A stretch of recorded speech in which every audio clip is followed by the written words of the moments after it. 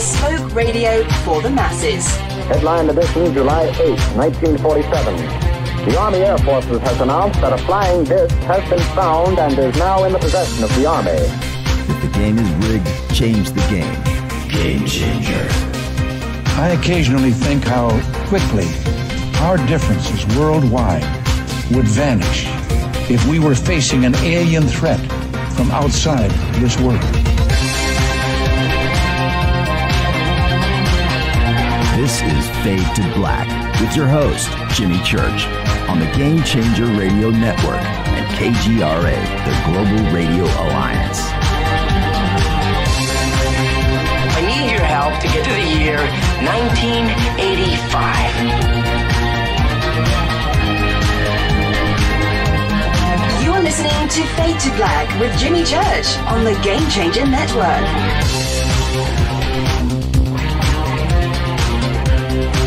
Good evening. Fade to Black. Bespoke radio for the masses. Yeah, man. How you doing? How you doing? Today's Monday, December 27th, 2021. Let's do this, man.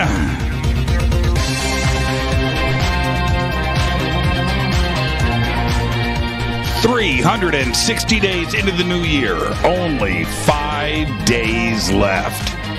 That's it. We are live from a bunker somewhere in the middle of nowhere. A total undisclosed location. But it is beautiful in here. It truly is. I would like to welcome everybody listening all around the world, all across the United States. Hither and thither, to and fro, back and forth, up and down, east and west, north and south. Far and near. This is Fade to Black for KJCR, the Game Changer, and UNX Networks. I am your host, Jimmy Church. What is cracking, everybody? How you doing? This is New Year's week. We made it. And kicking off our New Year's week here on Fade to Black, tonight we have very special guest, Adam Apollo. Tomorrow night, Peter Robbins is with us. It's going to be amazing. Wednesday night, our last guest of 2021 is Richard Dolan, as it should be. So Wednesday night, Richard and I will do a year-end wrap-up show and, of course, a look forward into 2022. Thursday is our last show of the year. It is also a Fader night. How incredible is that? That's perfect timing because New Year's Eve is on Friday. So, therefore, you guys have no excuses. You guys will all be here with me on Thursday night. Our last show of the year is a Fader night. It's going to be incredible, and I look forward to it. This is New Year's week. And I kind of staged all of the guests this week for their own little section of the pie in our community. And Adam Apollo, an absolute visionary. And so bringing in Adam tonight was crucial. And not only looking forward to 2022 and the future of us, which is the title of the show, but what did he think about 2021? And so that's tonight. And then tomorrow night, Peter Robbins, somebody that this entire community has looked up to for so many years. Great author, great researcher, great personality. And he's got his finger on the pulse of the media. So I want to get insight from him, what he thinks is going on, and I'm really going to pick his brain apart. That's going down tomorrow night. And then, of course, to wrap up the entire year on Wednesday with Richard Dolan. It's a perfect week. It's a perfect New Year's week here on Fade to Black. And then, of course, just to wrap it up on Thursday with Fader Night. Absolutely incredible. Now, a couple of things. Let's talk about Christmas really quick. I'm going to talk about Christmas more in just a bit. My Christmas got curtailed, and the Rona reared its ugly head, and things got stopped. Not me. No, I'm not saying that, but and this is a family thing, and it's personal and all of that. So I don't want, there's people involved, but somebody got COVID, and that person had contact with everybody, and that was it. That was it.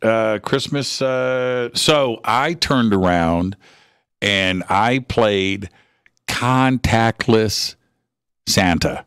That's what I did. I jumped in the Jeep and drove around the valley and dropped off Christmas gifts. Drop off on the porch, knock on the door and run away. Merry Christmas as I'm running to the Jeep. And I did it all wearing my Santa hat.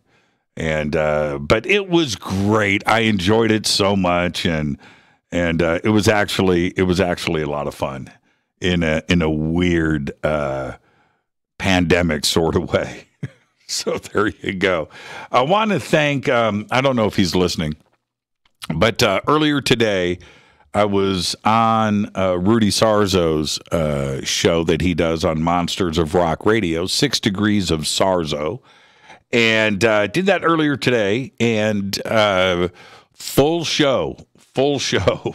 And what I mean by that is, here I'm doing 3 hours a night on Fade to Black, and I bring on a guest for 2.5 hours. And that's what I did today. We did 2.5 hours. And wow, it was great. So, Rudy, if you're listening now, he may be a great bass player, but he's an excellent radio host. And to be on the other side of it. And now, going back to when Rudy was on this show a couple of weeks ago, what made today so interesting is, as a guest, I wanted to talk about music. Yeah, sort of. But he's the show host, and he kept steering it in the other. Man, he wanted to talk about consciousness and ET and contact and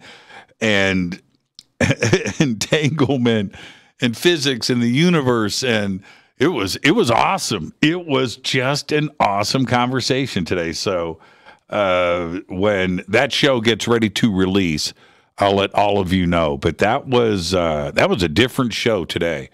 When you hear me on other shows that are UFO conspiracy hosts, we talk about all the normal stuff. Today, that was just an amazing conversation. Amazing conversation. So thank you so much, Rudy. And I will let all of you know when that show goes out and broadcast, so you can go and check it out. Long, great show today. So thank you, Rudy. And all right, let's move on. Everybody wants their own crystal skull. I know you do. You know that I've got the family sitting right over there. 1, 2, 3, 4, 5, 6, 7, 8, 9, 10, 11, 12, 13, 14, just right there. 14 crystal skulls staring back at me. And I know you want one. You want your first, maybe your second. You want to add to your collection. Go to EinsteinTheCrystalSkull.com. Go and visit Carolyn Ford. The promo code is Jimmy. That's all you've got to do. Promo code Jimmy, 10% off of your crystal skull order right now, today. All right? Now that Christmas is over, now you go and buy yourself gifts. That's what you do. Go to EinsteinTheCrystalSkull.com.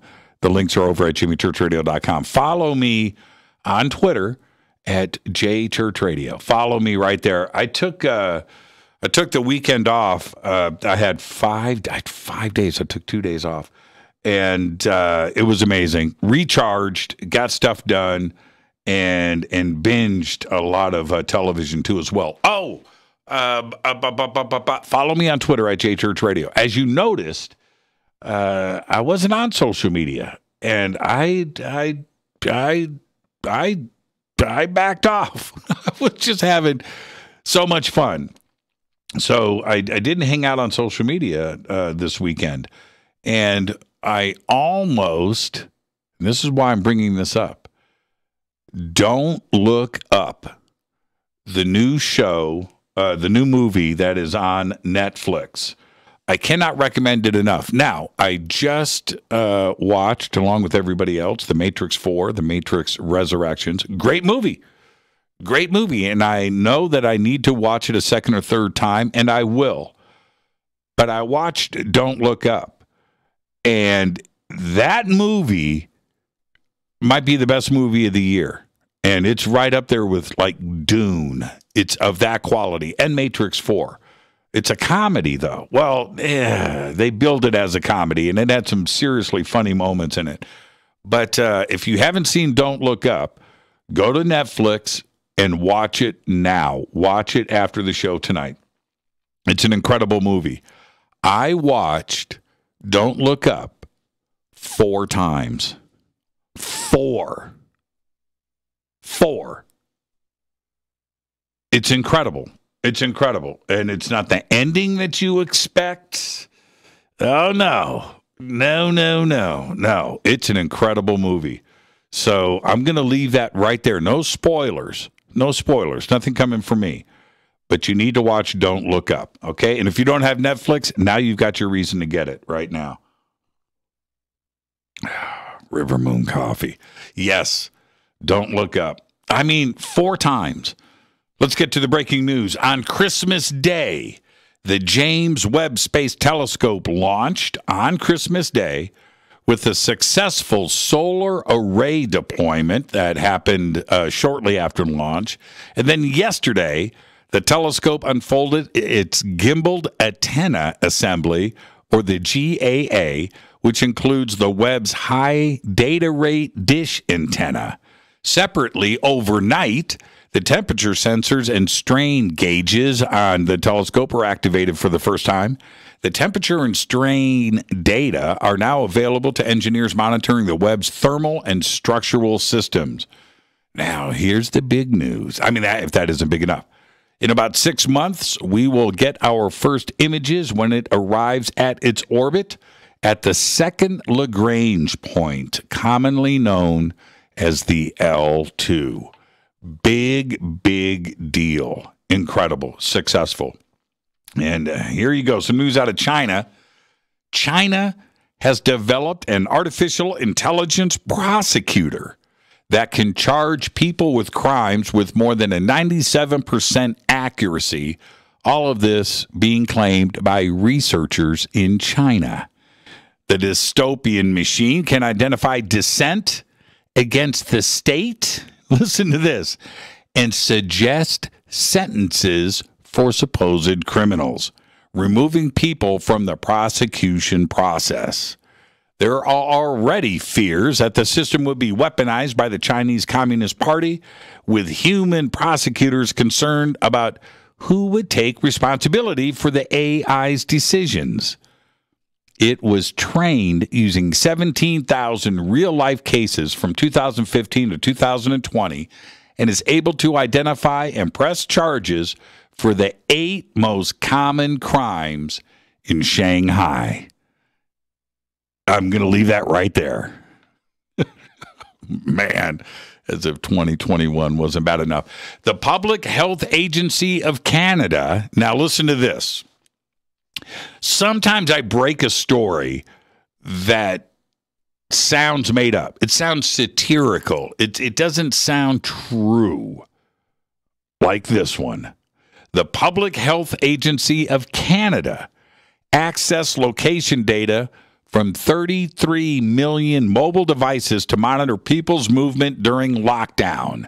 The agency revealed all of this earlier this week. The PHAC says that it used the location data to evaluate the effectiveness of public lockdown measures and allow the agency to understand possible links between movement of populations within Canada and the spread of COVID-19. Now, I wonder how Canadians feel about unauthorized surveillance. The population of Canada is only 38.1 million. They tracked 33 million, or everybody with a cell phone. Think about it. That's right. They just left off newborn babies. Everybody else got tracked. Well, the streets of Afghanistan are going to become a lot quieter.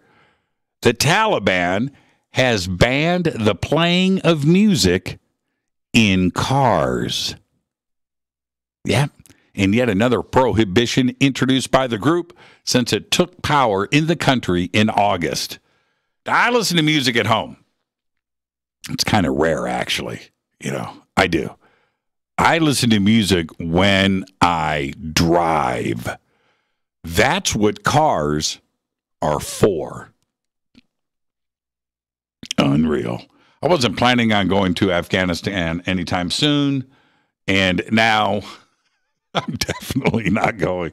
Let's get this show cracking. Happy birthday to today, Timothy Chalamet. Today is 26. Of course, the star of Dune and the just mentioned Don't Look Up. He's great in that, by the way. Foreigner guitarist Mick Jones today is 77.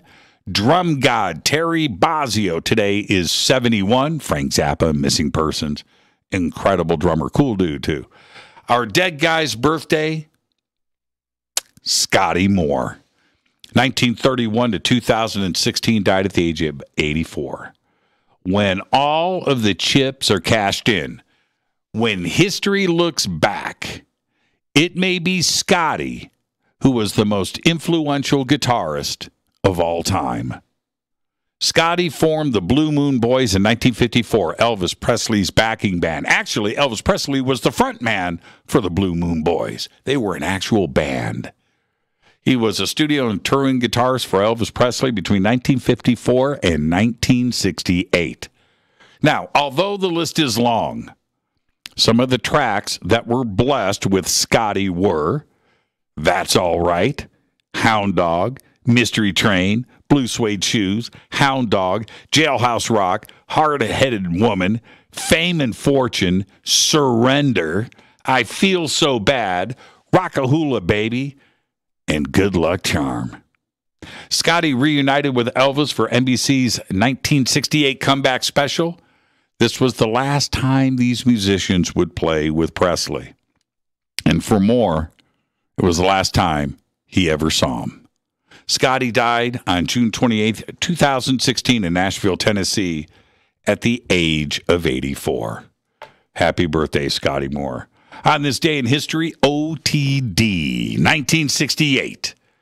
Apollo 8, the first manned mission to orbit the moon, with astronauts Frank Borman, James Lovell, and William Anders on board, returned safely to Earth after their 6-day journey.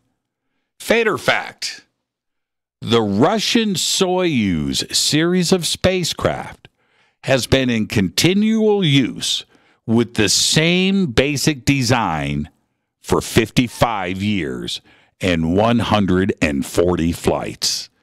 That is your Fader fact. It is so dependable that they keep a Soyuz docked at the International Space Station at all times for an emergency escape. It's crazy, isn't it? 55 years. Well, tonight, kicking off our New Year's week here on Fade to Black, we have very special guest Adam Apollo. Tomorrow night, Peter Robbins is with us. Wednesday night, our last show of 2021, with Richard Dolan as our guest. Thursday is our last show of the year. And it's also a Fader night. Yeah. So we've got that going for us, don't we? All right. Let me hit this River Moon coffee.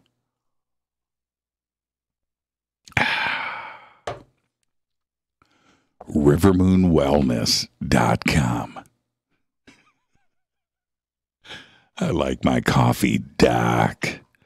Look at these gifts today. Look at Scotty Moore. Thank you, Kaz. Look at my man.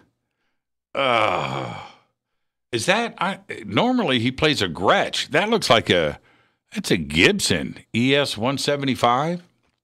275? Look at that. Oh, man. How tiny is that place? Look at the ceiling. Scotty Moore. Oh, man. Everybody wanted to be Scotty Moore. Okay. All right. I thought I'd talk a little bit about Christmas. Yeah. Because it was Christmas Day back in 1993. And my family was flying in from Columbus, Ohio. My mom, my dad, my brothers, David and Kevin. And that morning, they were set to arrive at our place in Sherman Oaks directly from LAX, Christmas morning. They were visiting for Christmas, of course, but they were bringing tickets for the Raiders and Jets game at the Coliseum, which was like the next day, if my memory serves. So, Christmas morning, I jumped in my truck, my Nissan pickup truck, and headed down the street to Pavilions, our local supermarket, to buy some drinks and some snacks for my parents, and so I could have a nice reception for them. And as I drove the 2 blocks up Ventura Boulevard, I noticed the streets were completely empty. It's cold, it's dark, it's gray, it's early Christmas morning. It's just me, all alone on Ventura Boulevard. As I made the left turn into the parking lot, I noticed to my right a guy sitting on the brick wall there, and he had a shopping cart and a little dog. So I pull in to the otherwise empty parking lot, and I go in and I do my shopping. And I get my stuff, and I head back out to my truck. And as I'm pulling out of the parking lot, I stopped, and I waved at the guy with his dog.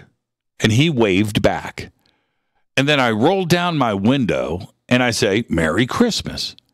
And he smiles and says, "Merry Christmas." And I remember saying something like, for my truck, I'm like, "Hey, man, there's nobody out here today. Must be kind of lonely." I said, "Man, are you all right? Do you need anything?" And he smiles and he says, "No, man, I'm cool. I'm good." So I reach into my pocket and I pull out a $20 bill and I ask him to come over. And he does. And I go to hand it to him and he says, "No." And I said something like, "Oh, man, come on, man, it's Christmas." And he says, "I'll tell you what, I'll sell you some of my poetry." I was like, "What?" And he walks back to his shopping cart, and he's going through his stuff, and he pulls out a stack of paper. It's stapled. And he comes back and he hands it to me.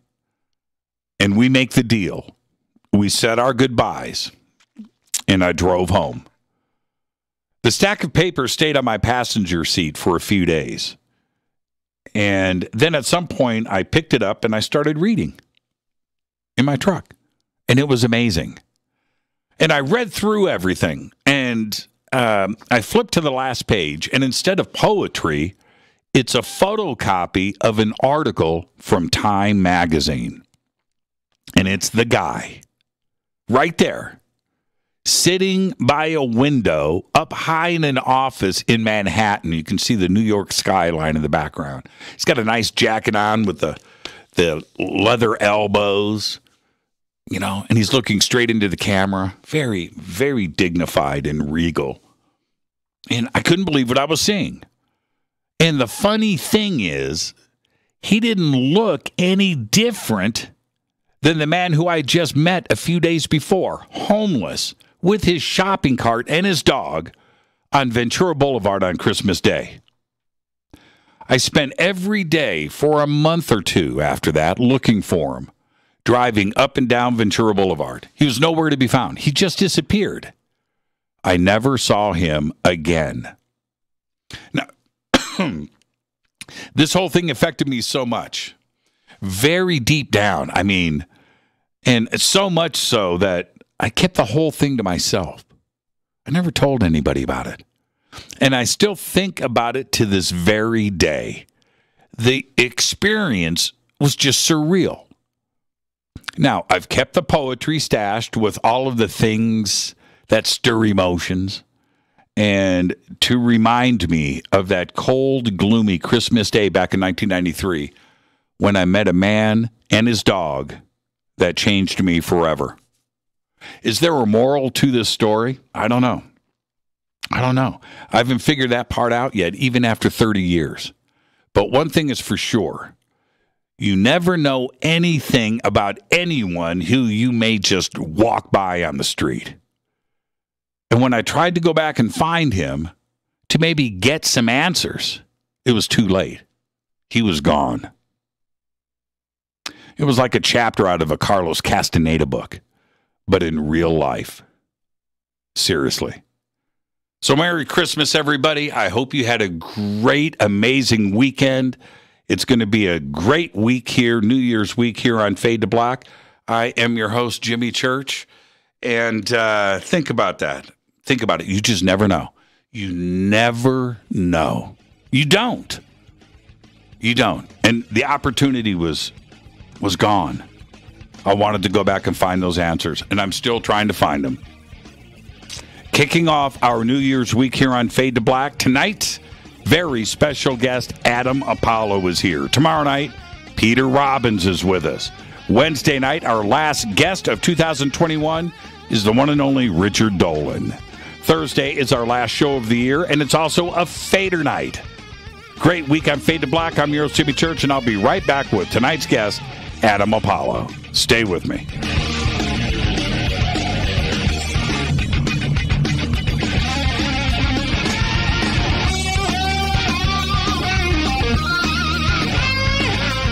This is Nicole Church, daughter of you-know-who, and you're listening to Fade to Black on JimmyChurchRadio.com and the Game Changer Network.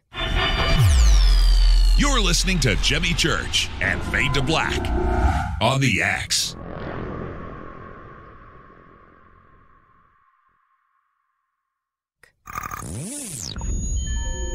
You're listening to Jimmy Church, Fade to Black. Fade to Black will now pause for alien identification. The station that talks the net.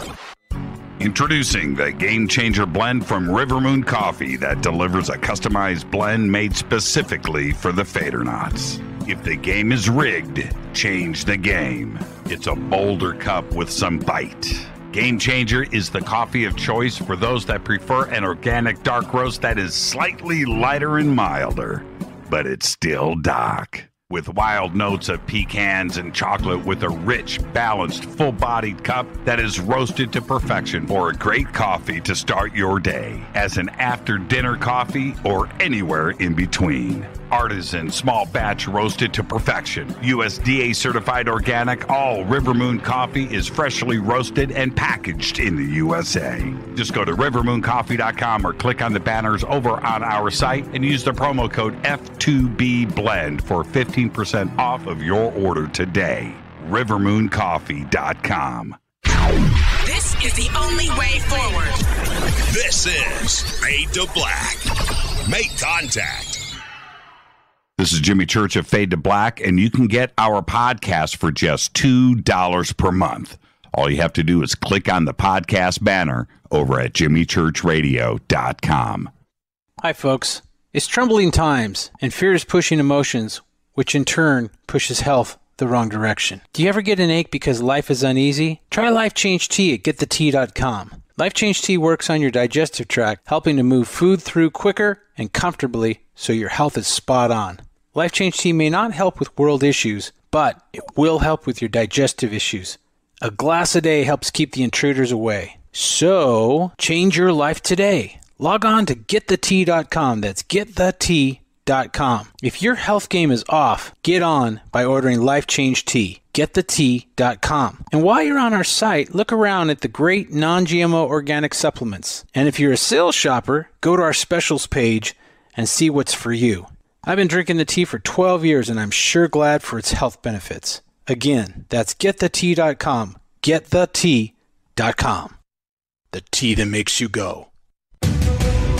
the new KUNXDB, the UNX Network, bringing you the best in paranormal programming in premium high-definition streaming audio and video. Log on to the network at unxnetwork.com and check out the growing lineup of programs, including Jimmy Church, Whitley Strieber, Micah Hanks, and many more. Sign up for the free UNX newsletter, follow the UNX blog, or pick up the latest edition of the UNX magazine.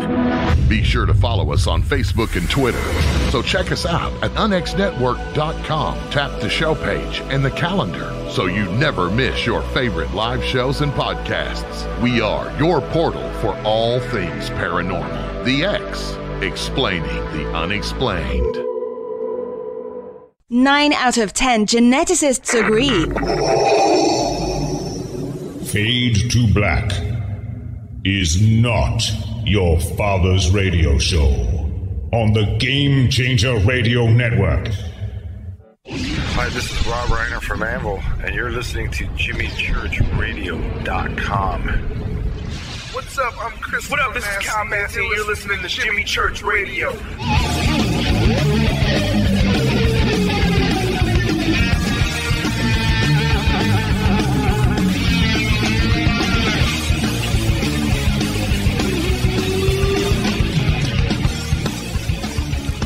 All right, welcome back, Fade to Black. I am your host, Jimmy Church.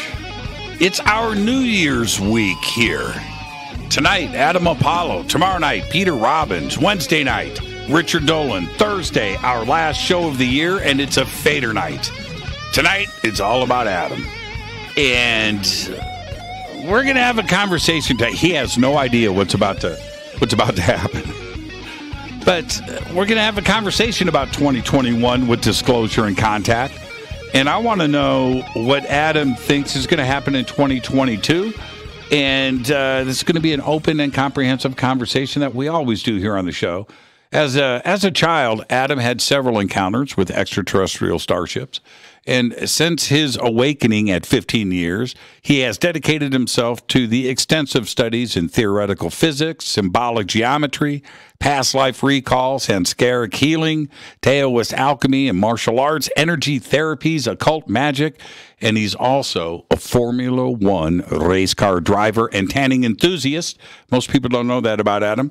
He is the founder of the UNIFY movement and several education and technology-based companies and organizations, as well as a faculty member for the Renaissance Academy for Unified Physics, the Guardian Alliance Academy for Self-Mastery, and the Visionary Arts Academy. All of this is over at adamapollo.com. And I'm going to jump straight into it and say, Adam, happy holidays, man. How you doing?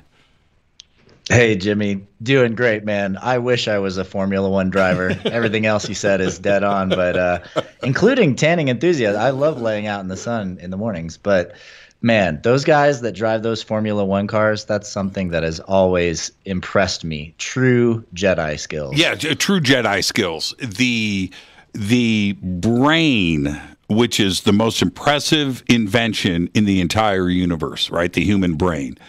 And what it can do, you know, and then you go and you watch a Formula One race, watch those guys, and they have taken brain technology to a whole nother level. It's incredible. It's incredible. I'm not joking about that. It really is. It really is. If you guys out there haven't watched the Netflix series Drive to Survive, if you've never had an interest in Formula One, just watch that series. I promise you will have a new respect for men like Max Verstappen just killing it on the racetrack and the journey that these kids go on. I mean, they're basically teenagers when they start, and then they become, you know, these lead drivers who literally lead the world in speed on the ground, on the track, driving so fast that their tires wear out within, you know, hours. It's just amazing. I can't imagine if they went and measured, you know, you and I, right, our reflexes, right, our hand-eye coordination, and compare us to any of the great Formula One race car drivers,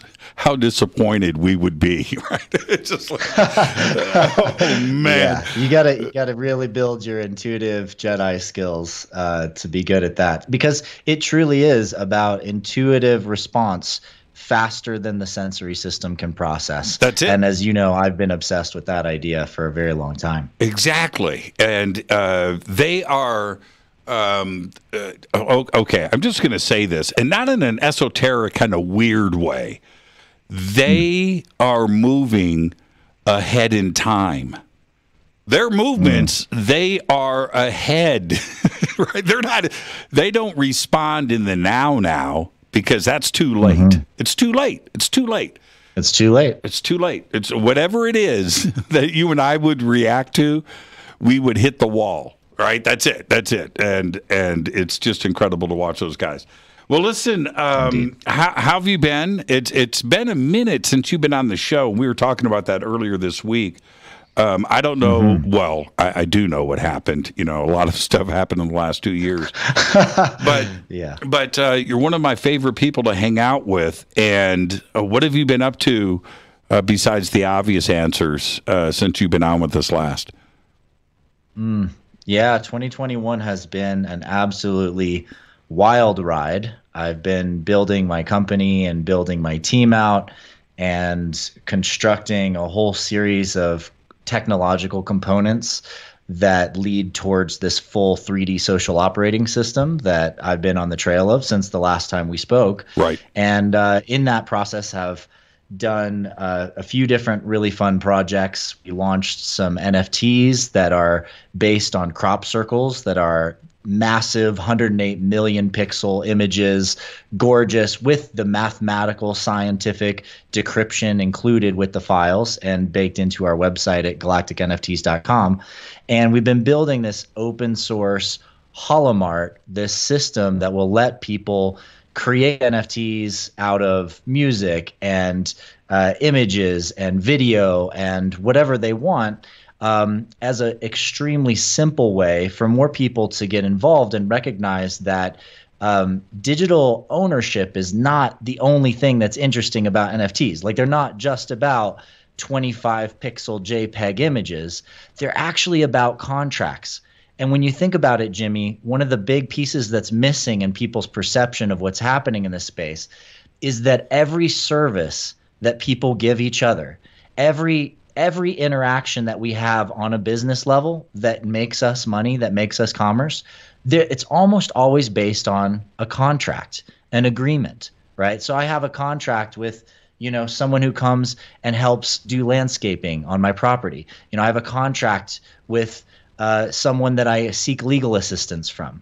And that contract right now, for me to actually do that, I generally need to have a lawyer, the legal team person, basically, to help me out, reading the legalese, understanding the language, crafting this document that then I'm going to sign and countersign with somebody else, or even have to go in front of a notary and have a witness watch me sign it. And this whole technology allows us to bypass that whole magical process and instead do the magic directly, one-to-one, peer-to-peer. I sign, you sign, we make an agreement, and ownership shifts. Or new kinds of services become enabled. There's all kinds of deeper magic to this, which is actually about taking us out of the requirement of the notaries, out of the requirement of the heavy paper documents, and enabling us to make agreements fast, efficiently, and in ways that we can understand without hiring a lawyer.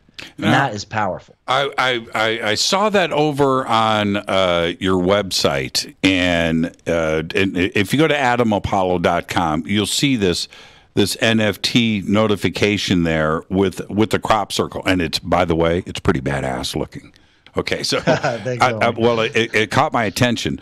So what is the process for the listeners right now if they go to adamapollo.com and click on that? What is the process for the NFT? Help me understand.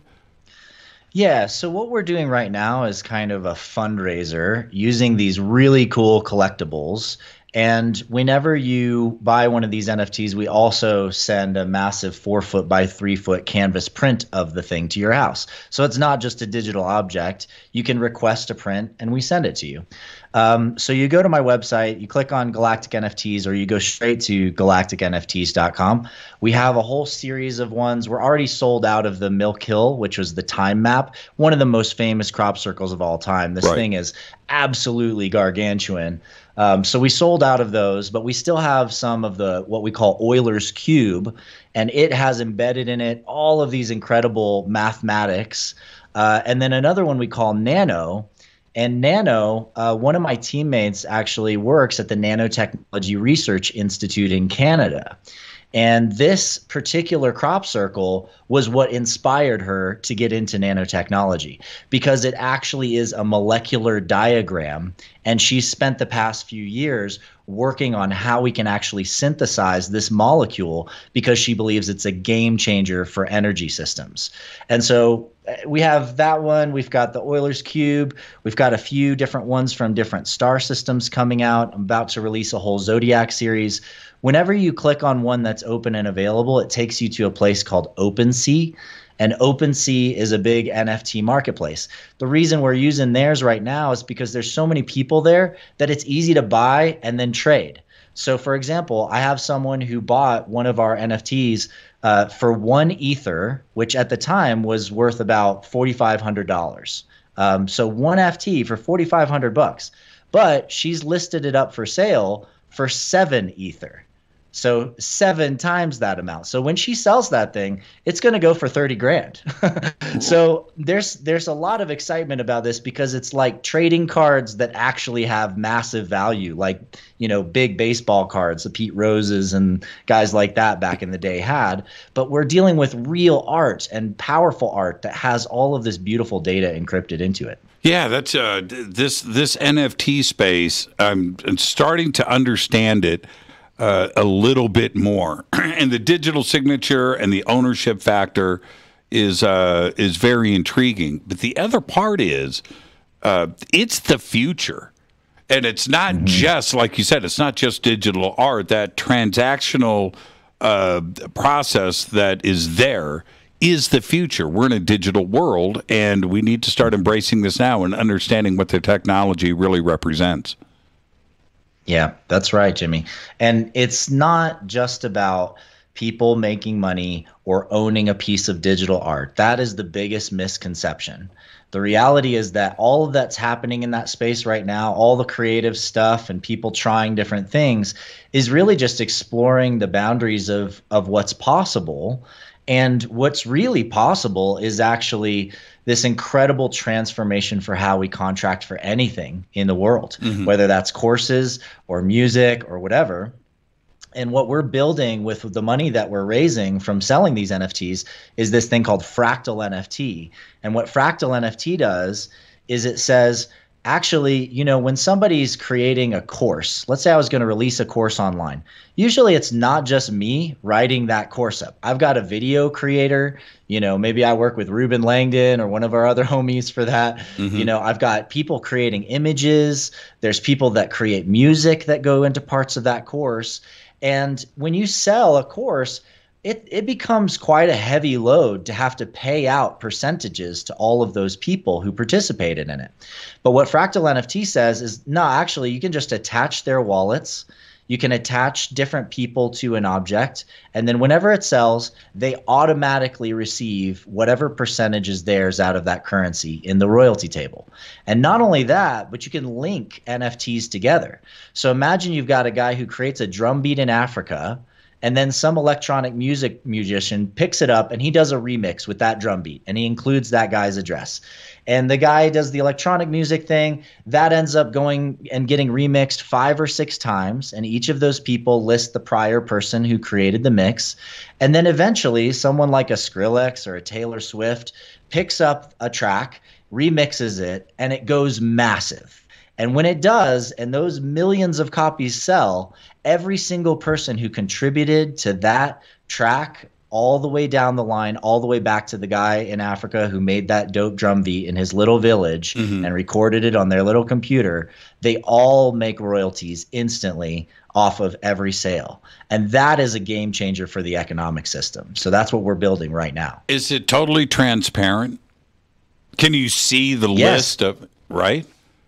Yeah, each time you pull the royalty table, it's completely transparent. All of the prior NFTs, all the people, all the organizations, you could attach charities to it, and that entire royalty tree, at least the wallets, at least the account names, you may not know exactly who somebody is. Somebody may be using an alias, and somebody may be having a private wallet account that they've attached to something. So it doesn't mean it's necessarily exposing everybody's identity. However, it does give the power to transparently see where and how the money is moving. And that is quite potent on its own. Yeah, it is, because we all know just about every single musical artist that signed a record contract and a publishing deal and had a manager and a lawyer never knew anything about their money. Ever. No. In fact, it was a shell game. Right? And you just didn't know anything. What do you mean I don't have any money? Right? Right. What do you mean I'm broke? You need to sell your house. Well, what happened? And that's what I was asking about the transparency part. What did you assess from the last couple years, going back to 2020 and 2021, with the disclosure movement and UAPs and the media and Washington, D.C., where suddenly this conversation was a very public one? How did you start to evolve with all of this? Well, I think I said to you during our last conversation that I've never been that concerned about how much disclosure actually occurs through some kind of act of Congress or some kind of act inside of the government, because, a lot of people over this last year, got super excited about basically some comments that were attached to a bill. And the comments requesting that something is, declassified, I thought, well, that's cool that some senator made a comment on this bill, but that doesn't mean it's going to push in any way the military-industrial complex to disclose any additional information. Like, even if the bill passes, there's really no reason for them necessarily to go along with that. And I've, looking at this situation for many, many years now, had the opinion that it is the people that bring disclosure. It is the actual direct experiences of the people en masse, of respected scientists, of respected writers and filmmakers and visionaries and guys who are bakers and guys who are just, work at the store at the mall. The truth is actually a collective experience that we are unfolding together. And the reality is that, the more you say, well, if a senator says it's true, then it must be true, then the more you're playing into the game that says that that senator has any more reason to be honest and truthful and valid in their points than anyone else. And I don't believe that that's the case. I believe that every single person is a valid experiencer. And the data that has come from the people is just as valid as any data that's released by the government. Why do you think there has been a focus on specifically the United States Navy and the military's data collection on this, and not talking to the masses and not talking to the people? I think a lot of it is that the Navy in particular has really great technology to track aerial objects. And so when you have things like leaked videos from Jeremy Corbell and others that actually render, objects flying in the sky and, that they're tracking on radar, and you've got someone who's a radar engineer going, my God, I could verify that this thing went from 0 to 10,000 miles an hour in literally 0 seconds.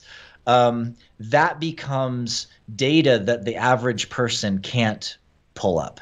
I can't pull up from my experiences calling in a starship and watching one fly across the sky and make a 90-degree turn with my eyes. I can't tell you exactly what the velocity was, exactly how much G-force that turn would have caused. But with better instrumentation like the Navy has, those kind of calculations are possible.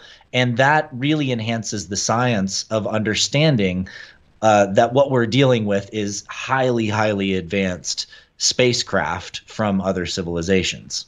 The bill was signed today by the president for the NDAA heading into 2022. And in that budget, there is a breakout, a pretty substantial one, dealing with UAPs and UFOs with 4, 5, 6 carefully crafted paragraphs about how this is going to be dealt with in 2022. As far as I know, now I'm not privy to all of the intelligence budgets over the past, decades, but I don't think there's ever been wording in a budget like what was signed today ever. Mm-hmm. And this significantly puts stuff like into law now. Why do you think that the government is so interested in this subject? It's happened very quickly. To be honest, I think that the building collective pressure of the masses and the level of awareness that there is around the issue now is enough that there has to be some more public official actions towards the study of these things. I wouldn't say that it's a new phenomena that the government's become interested in these things. Right. There have been government programs for, many, many decades at this point. And those government programs, a lot of them were secretive at first, but then eventually one by one have gotten leaked or released, and more, documents and papers have been released from them.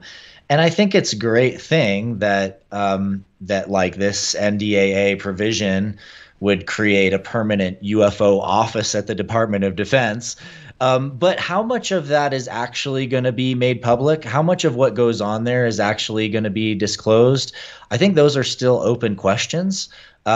Is it in the interest of the Department of Defense to report to the media all the things that they find in their new budget program? I don't know. In the past, that certainly hasn't been the case. And I think there is a lot more public pressure, though, especially, visible through things like the House Intelligence Committee that's approving a lot of these budgets. They've obviously got a lot of weight and a lot of pressure on them saying, okay, we need to come clean to the public in some way about what's going on here and give some information. Probably with the interest of disarming panic, probably with the interest of helping to put to rest outlandish theories. But the reliance on information from those sources is troubling, because if you rely on information from those sources, many of which have lied to us extensively in the past, we may not actually get the true story from them. They may tell us, oh, well, we just saw this craft over U.S. airspace. We better militarize and put weapons in space, which is what Wernher von Braun cautioned us about so many decades ago through his secretary, Carol Rosen. And, that's been a major concern all along here for those of us following this is, will they attempt to use the extraterrestrial threat to create a space-based weapon system that puts all of our freedoms at risk? The other, I think, glaring, if I had a Pandora's box with all of this, Adam, is they will be able to classify anything as possibly a military situation, that it's a foreign adversary. It may be ET, but we'll never find out because it's going to fall under another classification and never make itself public, which is the transparency that they're asking for in the new budget, and that we never get to hear anything because it is immediately labeled and put to the side. Yeah, that's right. That's why, again, Jimmy, I believe that the power really comes back to the people here in saying it's not just about putting pressure on our governing bodies to be honest with us and to call them out for the many, many lies that they have spoken to us in the past, but also to take responsibility for the reality that the contact experiences that we seek, the connection that we seek with other civilizations, whether that's for our own deeper spiritual purposes or soul reasons or scientific reasons, those are going to occur when we actually choose as individuals, as groups of people, to go out, to make contact, to make those connections on our own. That's really where the magic is happening, and it's going to continue to happen that way, and I believe build into larger and larger collective experiences in which people together truly have this experience with beings from other worlds and start to get to know what those galactic civilizations are really about and what they're like. Our guest tonight, Adam Apollo. This is our New Year's week here on Fade to Black, and I'm going to let everybody know. You may not know it yet, but we made it. We actually made it, and we're looking squarely at 2022. I'm going to take a quick break. More with Adam when we come back. I do want to remind everybody what's going on. Tomorrow night, Peter Robbins. Wednesday night, Richard Dolan. And then Thursday, our last show of the year, and it is a Fader night. I'm your host, Jimmy Church. More with Adam Apollo when we come back after this short break. Stay with us.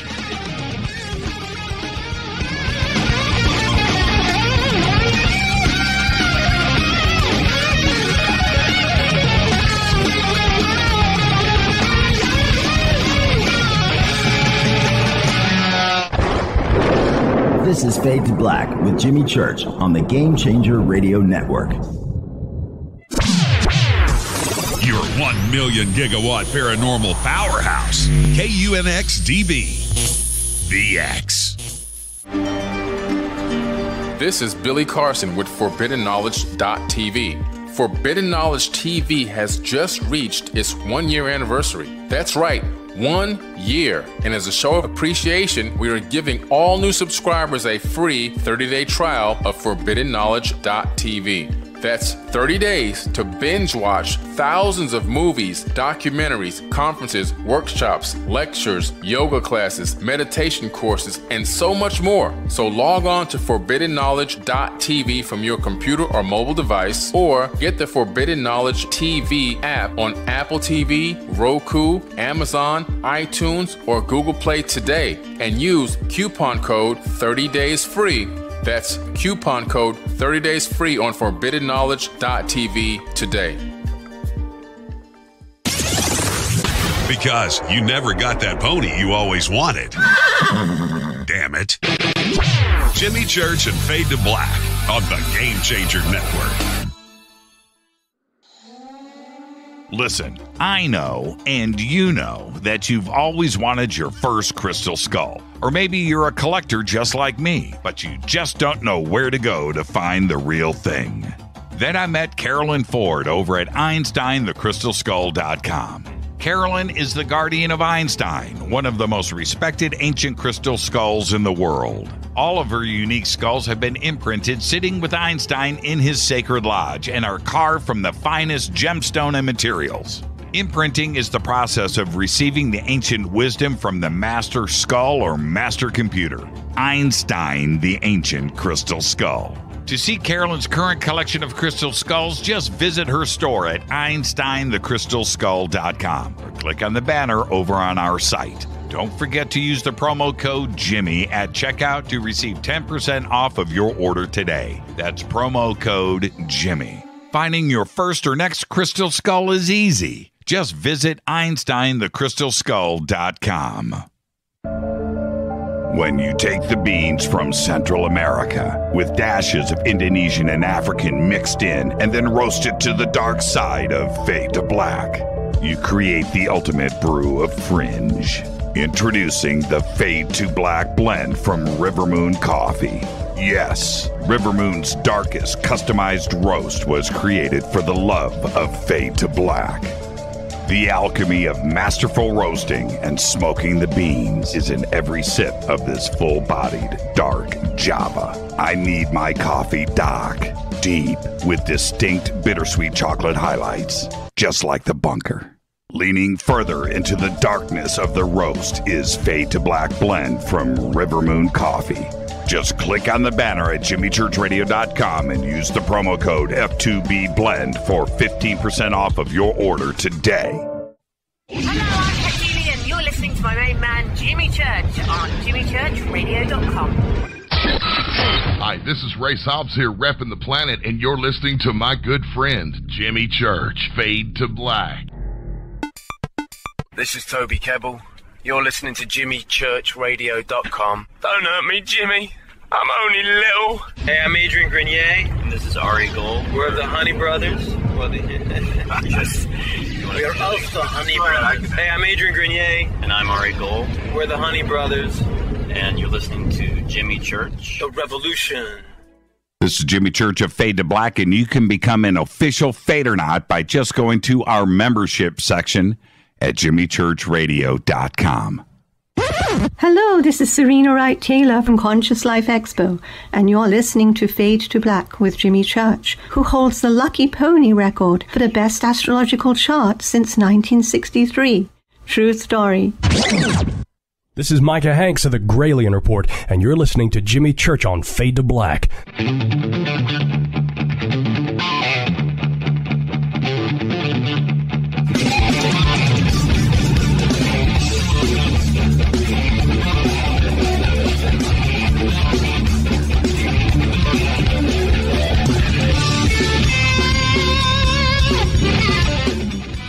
Welcome back, Fade to Black. I am your host, Jimmy Church. New Year's week.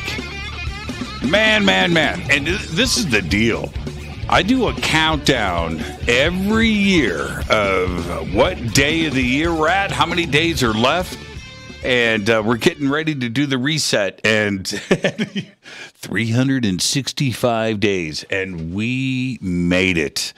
It's been an interesting journey this year, Adam, for sure. There is a special. I almost couldn't watch it. I watched pieces of it on Netflix about 2021. It's a comedy thing. And it was difficult to watch. And even though they were poking fun at all of that, there wasn't that really that funny to me. But I am really glad to have this all in our rear view mirror. I want to go. Are you back. talking about Just Look Up or the other one that's review of 2021? The review of 2021. Don't Look Up is excellent. Did you watch it? I did. I watched it on Christmas Eve, and I have to say it was not the best Christmas Eve movie. But that being said, absolutely brilliantly done, and the way they poke fun at every side of pretty much every situation was phenomenal, just absolutely phenomenal, and really shows the ridiculousness of our sort of human media empire, egoic, splash game that we're in. It's quite wild. Yeah, when Jonah turns to Jennifer Lawrence and calls her the girl with the dragon tattoo. Oh man, I just, and I watched it 4 times. Nice. Yeah. Nice. And the thing is, no spoilers here, but the way that McKay handled the last scene at the dinner table, right? Mm-hmm. Wow. Well, that wasn't the last scene. The last scene was our spoilers, Jimmy. Our glorious president getting her face eaten. That was too much. But yeah, it was just a well-written movie. A great Act 1, Act 2, and Act 3. It was really great. Okay, now before the break, we're talking about us and what we bring, our community and those that have experienced things, what we bring to the table. There has been a huge push, both from Capitol Hill and also from this community, about hearings. And if there are hearings, it's one thing to bring the pilots up and the radar operators, the Princeton and the Nimitz crew, and let's hear from them. Okay, great. I would like to see that. But shouldn't those hearings also include us and the experiencers from this community, the private citizens? I think absolutely, yes. The challenge, obviously, is sorting out people doing it for acclaim from people doing it who have had authentic experiences. However, that's true even of military sightings, except for they have generally instrumentation and things like that that confirm the event. And there's a little bit more structured protocol for reporting those kinds of events. Unfortunately, we are in a time where there are quite a lot of people who probably make up stories in order to get attention or in order to get media attention and build a gigantic social media following and put themselves out there. And that's going to be the case. And so there's going to be information that you have to sort through. I remember the first time that I ended up at a UFO conference. I was not a speaker. I was a experiencer at that point that had a massive personal contact experience. I had had an encounter with what I like to call the Galactic Council. I had seen starships. I understood humanity's relationship to extraterrestrial civilizations on a much deeper level through these very profound personal experiences. And I end up at this UFO conference, and there's a woman who gets up on stage, and there's 1,000 people in the crowd. This is in San Francisco. And she proceeds to do this presentation where she has on the screen behind her, projection screen, she's showing us pictures of street lamps. And then she's pointing to the lens flares in those photos. And she's saying the only way you can see these ninth dimensional Arcturian craft is when you take a picture of a street lamp at night, you can suddenly see them showing up in the atmosphere, and is literally trying to educate 1,000 people about how lens flares are actually ninth dimensional Arcturian starships. And of course, she never uses the word lens flare. She clearly has zero scientific knowledge or awareness of what's showing up in her pictures.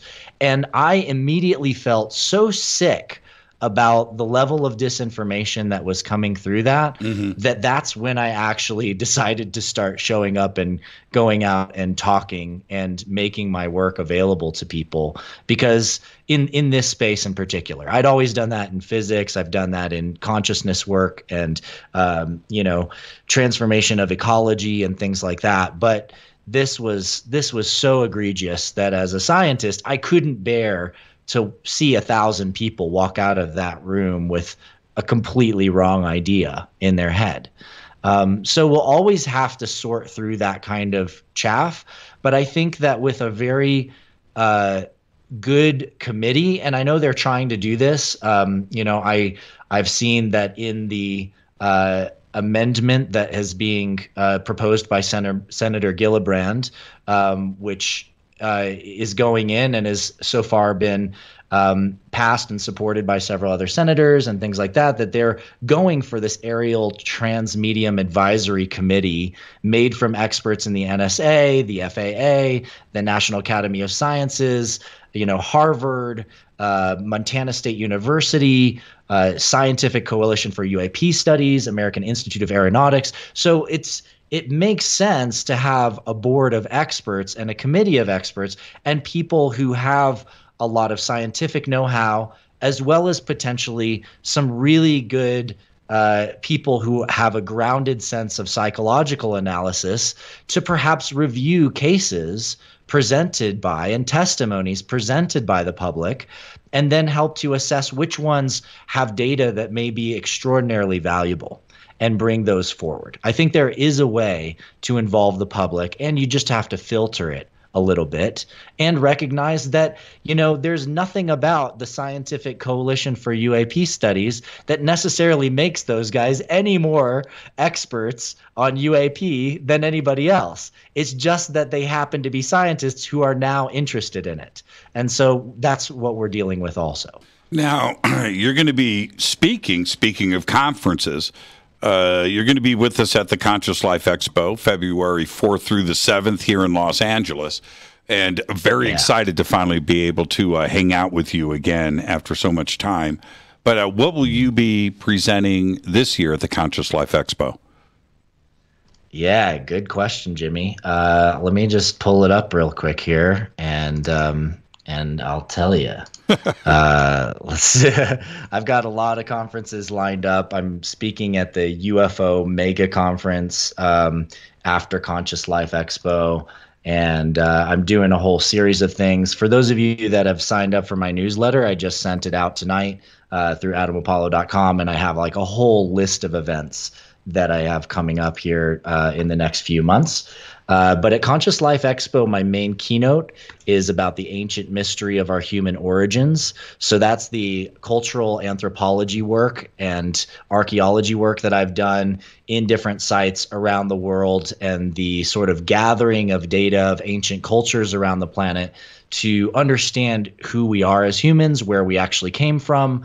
I show some very direct data straight out of the universities that did analysis for the massive skull that we were able to uncover when we were in Peru. And I was there with Nissim Haramain and the Resonance Science Foundation group and a bunch of our students.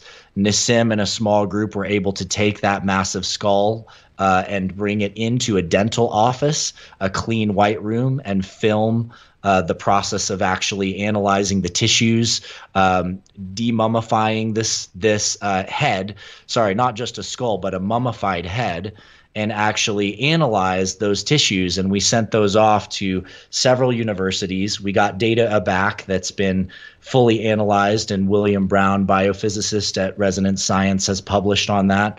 And the data that I have that I'll be presenting in that presentation definitively shows that the paternal lineage of this being, it has an extremely low likelihood of being human. It doesn't match any of the paternal haplogroups on the planet. It matches maternal haplogroups, which is mother line. So the mother was likely human, but the father genetics are very, very likely not human. Now, what is that? What does that say to you? I mean, I find that very, very interesting. But then are we pushing this into a hybrid program conversation? Is that where this is leading? I think that where it leads from my research, and which I cover in this presentation I'll be doing at Conscious Life Expo, is that humanity has genetics from all over this galaxy. That we're not just evolutions from apes. The evolutionary theorem is absolutely applicable and still works. However, there are a couple points when there are major leaps and changes in our genetic code. And in my analysis at this stage, I can say fairly definitively that I believe we have a family lineage that extends to many different star systems. And that is true of almost every human alive right now. We've all intermingled so much genetically, but there are some very strong genetic lines that when you continue tracing them back, I believe that there is plenty of both the sort of mythological data, the cultural anthropological data, the archaeological data in these sites that suggest that that some of us in our genetics are not just from here, and that we have family among the stars. Can we stay on this subject for a second? Sure. The details of this, when I look at all of the species on the planet, and then you specifically look at Homo sapiens sapien, and I have just giant red flags.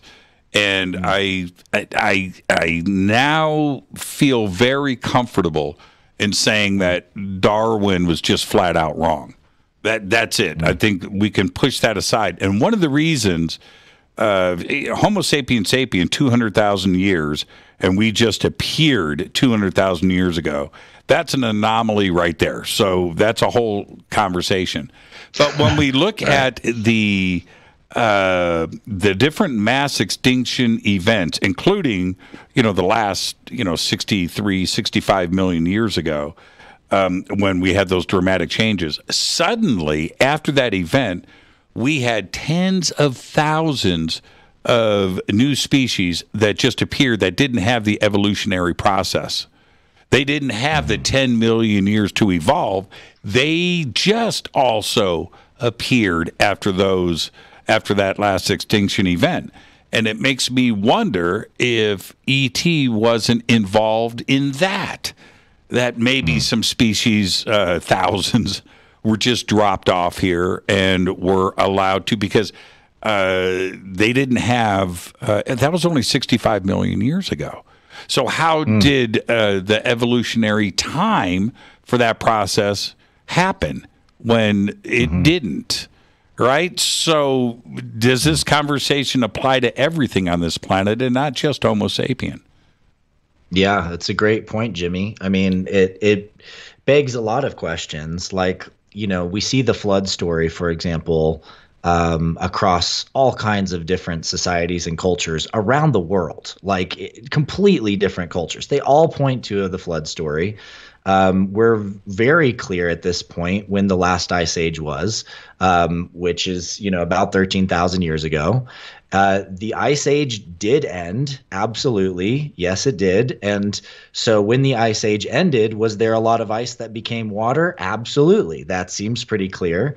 And then when you pick apart things like the story of Noah's Ark, here's the question, did Noah write the story of building Noah's Ark, or did the guy write the story who saw a giant ship land on a continent somewhere in which all of these animals came out of this ship, and some people, did that person write the story of Noah's Ark, and the storytelling become the enriched, like, oh, well, there was this guy and he must have built this gigantic thing because God told him to. And, you start to think about stories being passed generation to generation, the way they permutate, the way the storyteller adds to make it as relatable and real as possible, so that the listener could feel like, oh my gosh, what if that was me? What if I knew that there was a catastrophe coming and I had to build a ship? And what would that feel like? And what would that be like? But when you zoom out from all of the, the sort of emotionally grabbing drama of it, and you get out to the big picture, what do you get? Well, there was a flood. Somebody had a massive ship. A bunch of animals were saved. The data itself is really interesting and worth noting. I personally find that the story that there were some tribes hanging out in one area of the world, and those are the only Homo sapiens in the world, and that those people decided to travel, or a lot of them did, and they ended up in different parts of the world and in different environments. And the ones that went up to the icy cold, in Northern Europe, somehow their skin drops in melanin by so many factors to the point that they end up having extraordinarily pale skin and red hair, right? and then you've got another group that just ends up in some different kinds of jungly mountains, and for some reason their eyes completely change shape and their height shrinks and the skin color completely changes. Like, the story that each of the different major races on this planet are simply due to genetic permutations because of environment is a story that has never fit together well.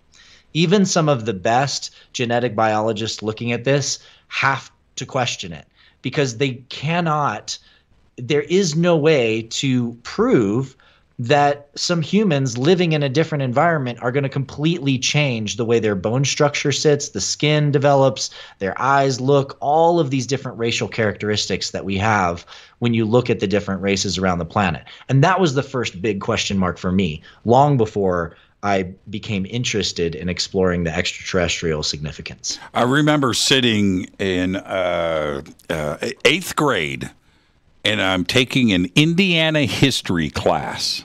Right? I'm in Indiana. We're taking Indiana history. And my teacher says this to me, Adam, or says it to the class. He says, at the last ice age, 12,000 years ago, above our heads here was 2 miles of ice. Now, I'm what, 12 years old? And I'm looking up and I'm imagining what 2 miles of ice is. Well, that 2 miles of ice was across Canada, across North America, and melted. And I remember thinking, and letting my imagination run with this, that melted. Well, wait a minute. There's the flood story. And I'm in 8th grade. I'm not some PhD, but I am thinking about melting water and the flood story at that moment. Now, he's telling me this as the teacher. And, so I'm accepting this as fact, right? That's what you do. Well, wait a minute. Aren't the two the same thing? And why would we discount one if science is telling us another, right? It's the same story. Mm-hmm. Yeah. Yeah. That's what we find all over the place is tons of scientific analysis that backs up what we generally call mythology. And that's one of my deepest interests is looking at some of the ancient sites in Peru, in Mexico, in Egypt, my favorite, and saying, let's actually scientifically analyze how you could possibly create this structure.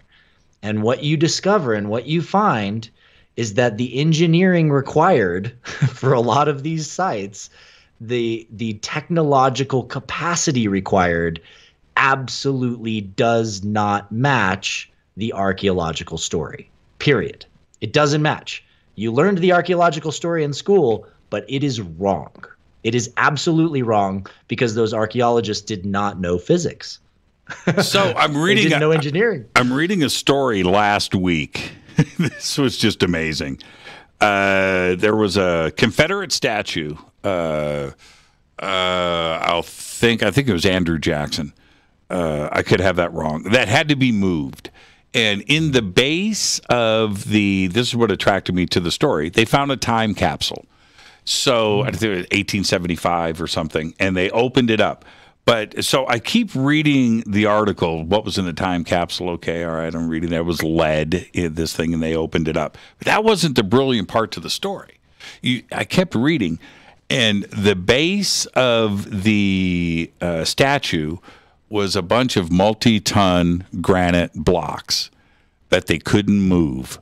Right, and they had to bring in these giant cranes and move these giant blocks, and they had so much difficulty doing it, they almost didn't get it done. And this is 2021. This isn't 3000 BC, right? And I'm reading that, and it's right there in plain English what it is like for us to move these stones today with modern technology and modern cranes and all the hydraulics you can put together and the engineering behind just trying to move them. It was just an incredible revelation, and it's right there. Nobody wants to talk about that. Well, okay, what about the distant past? How did they get it? If we can't do it today, then how did they get it done back then? Well, I think we need to apply something there and really see what went on. Yeah. You know, we say that things, a lot of these sites, were built in the Bronze Age or copper age, right? In school we learn about these different ages of metallurgy, and as we develop different metallurgy techniques, the ability to make stronger metals, and work with harder metals like iron and then eventually steel and things like that, we're able to actually chip things better, chip rocks better. We have better spikes to create a crack when we hammer into something. But when you go back to copper and bronze, you can't even chip or cut heavy basalt, and diorite and things like that with copper and bronze. You can't. In fact, some levels of diorite and heavy basalt, that's 9.5 on the hardness scale. That's 0.5 less than diamond. Yeah, you're not scratching the only it. thing you can cut. Right. Yeah, the only thing you can cut it with is diamond. And when you're talking about a massive object, well, some of the things that I've, looked at and studied, for example, there's these rose granite pillars, that just are absolutely beautiful in several different sites around Egypt, but they're perfectly round, not almost round, they're perfectly round, and they're not straight up. They actually taper as they go up. So they get slightly smaller in diameter as it goes up until finally it flares out in the same piece, and there's these beautiful feather looking structures coming off, like they say lotuses coming off, or ostrich feathers sometimes. Mm-hmm.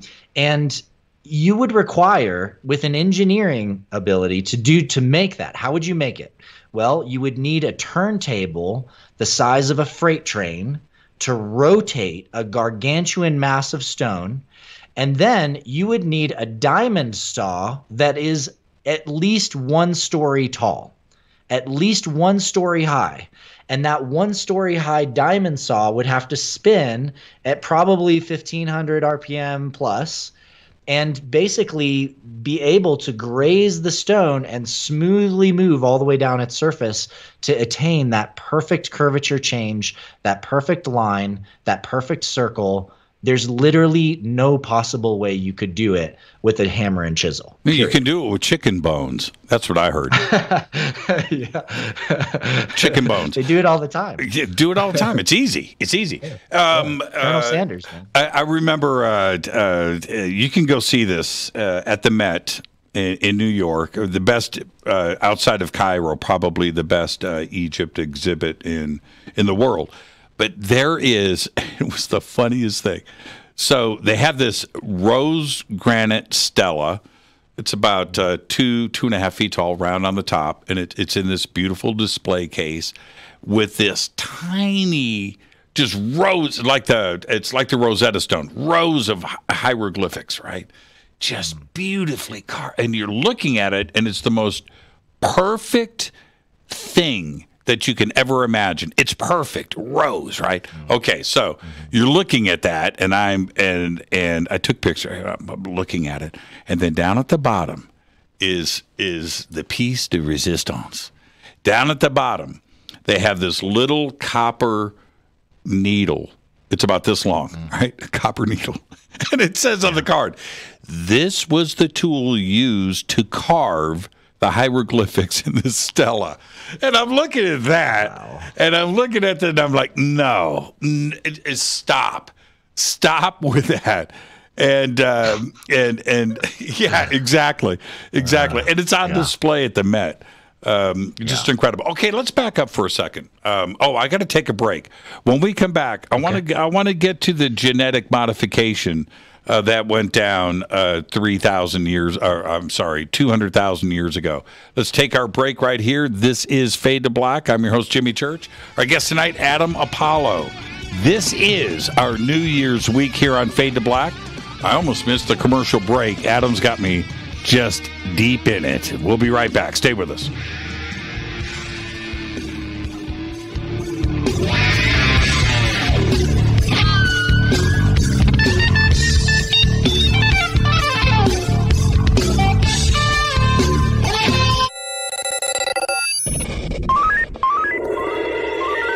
Way out here, we listen to Jimmy Church.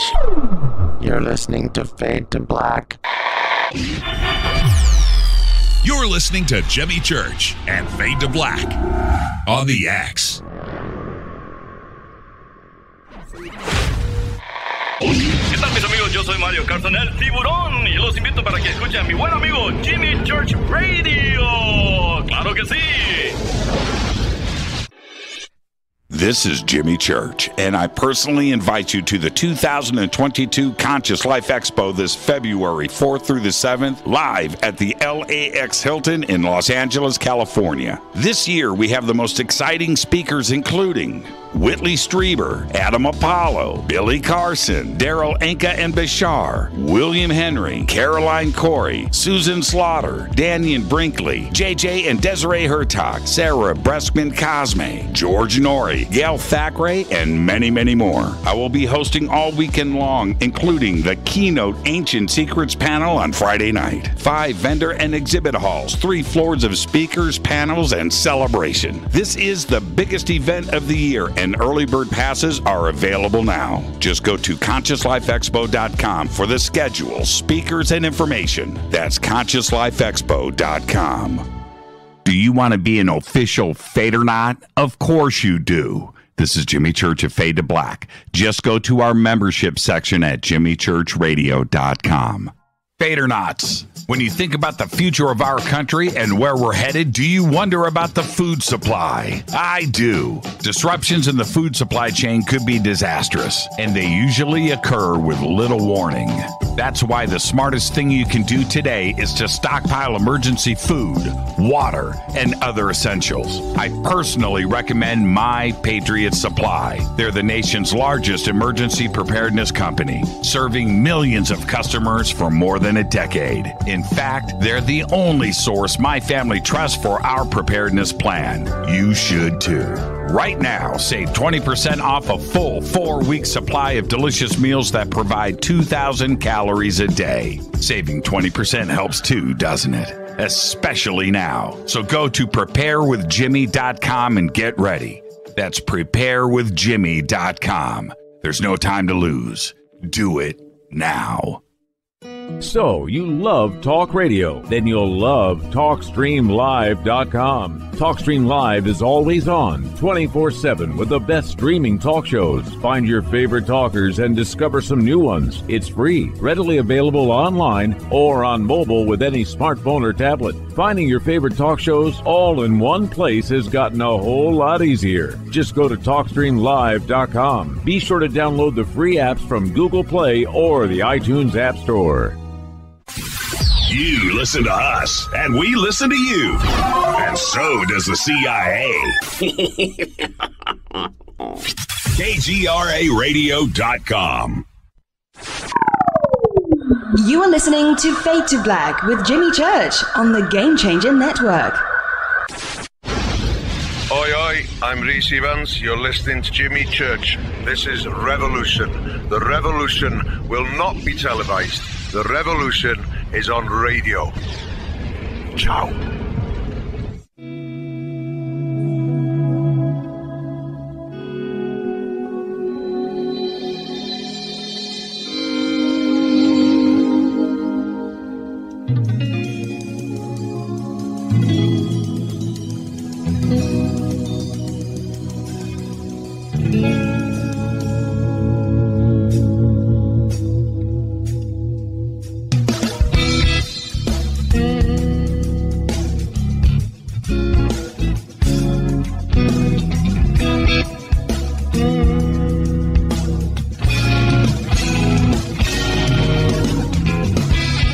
Welcome back, Fade to Black. I am your host, Jimmy Church. Our guest tonight, Adam Apollo.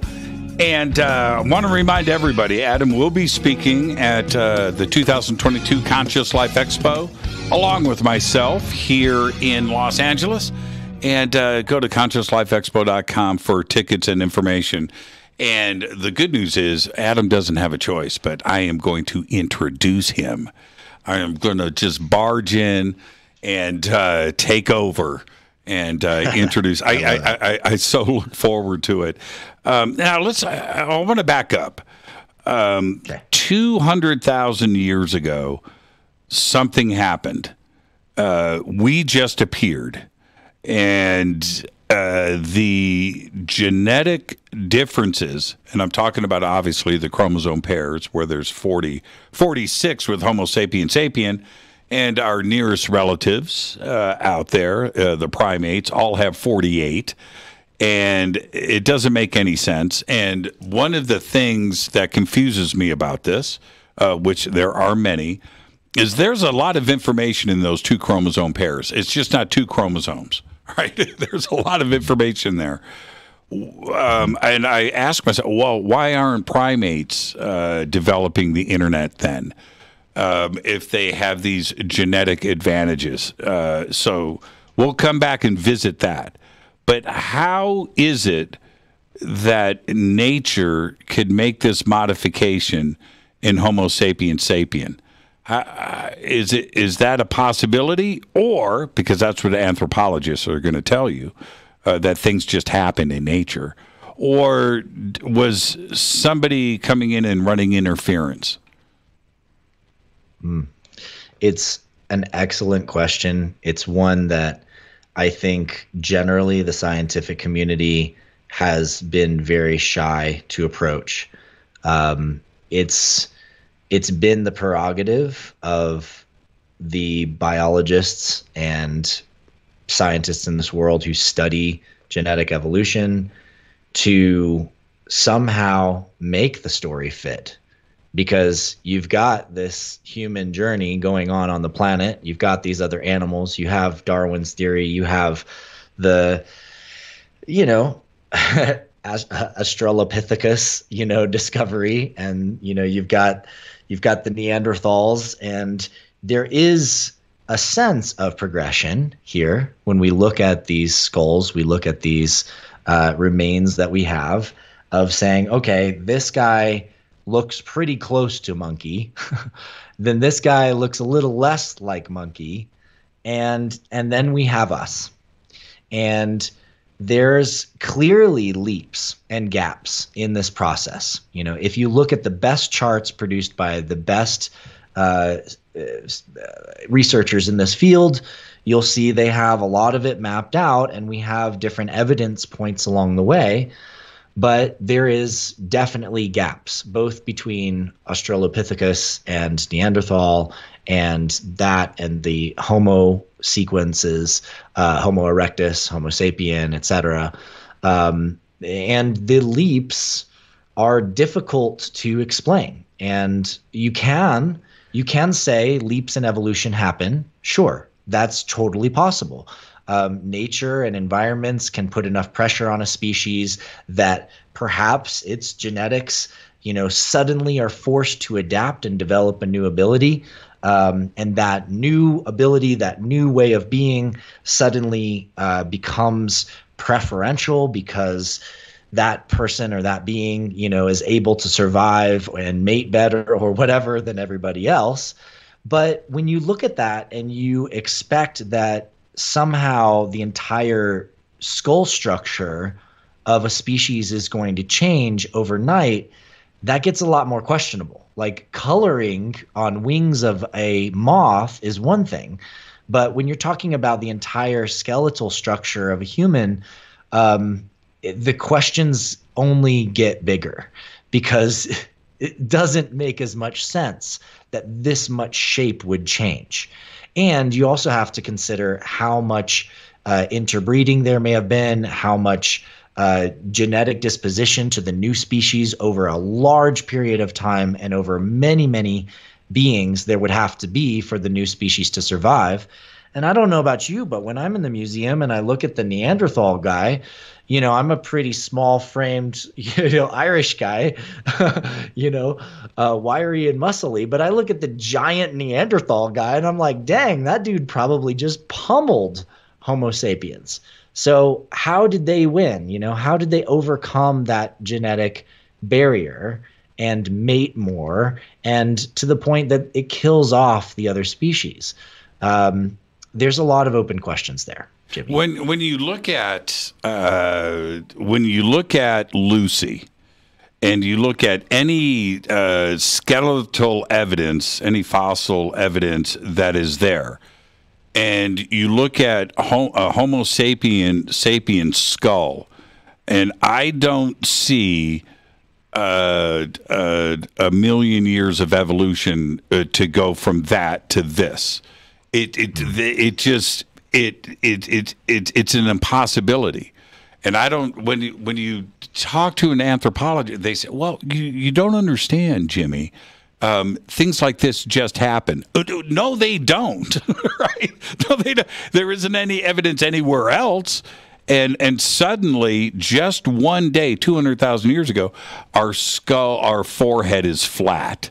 The structure of no fatty things underneath our no hair on our body.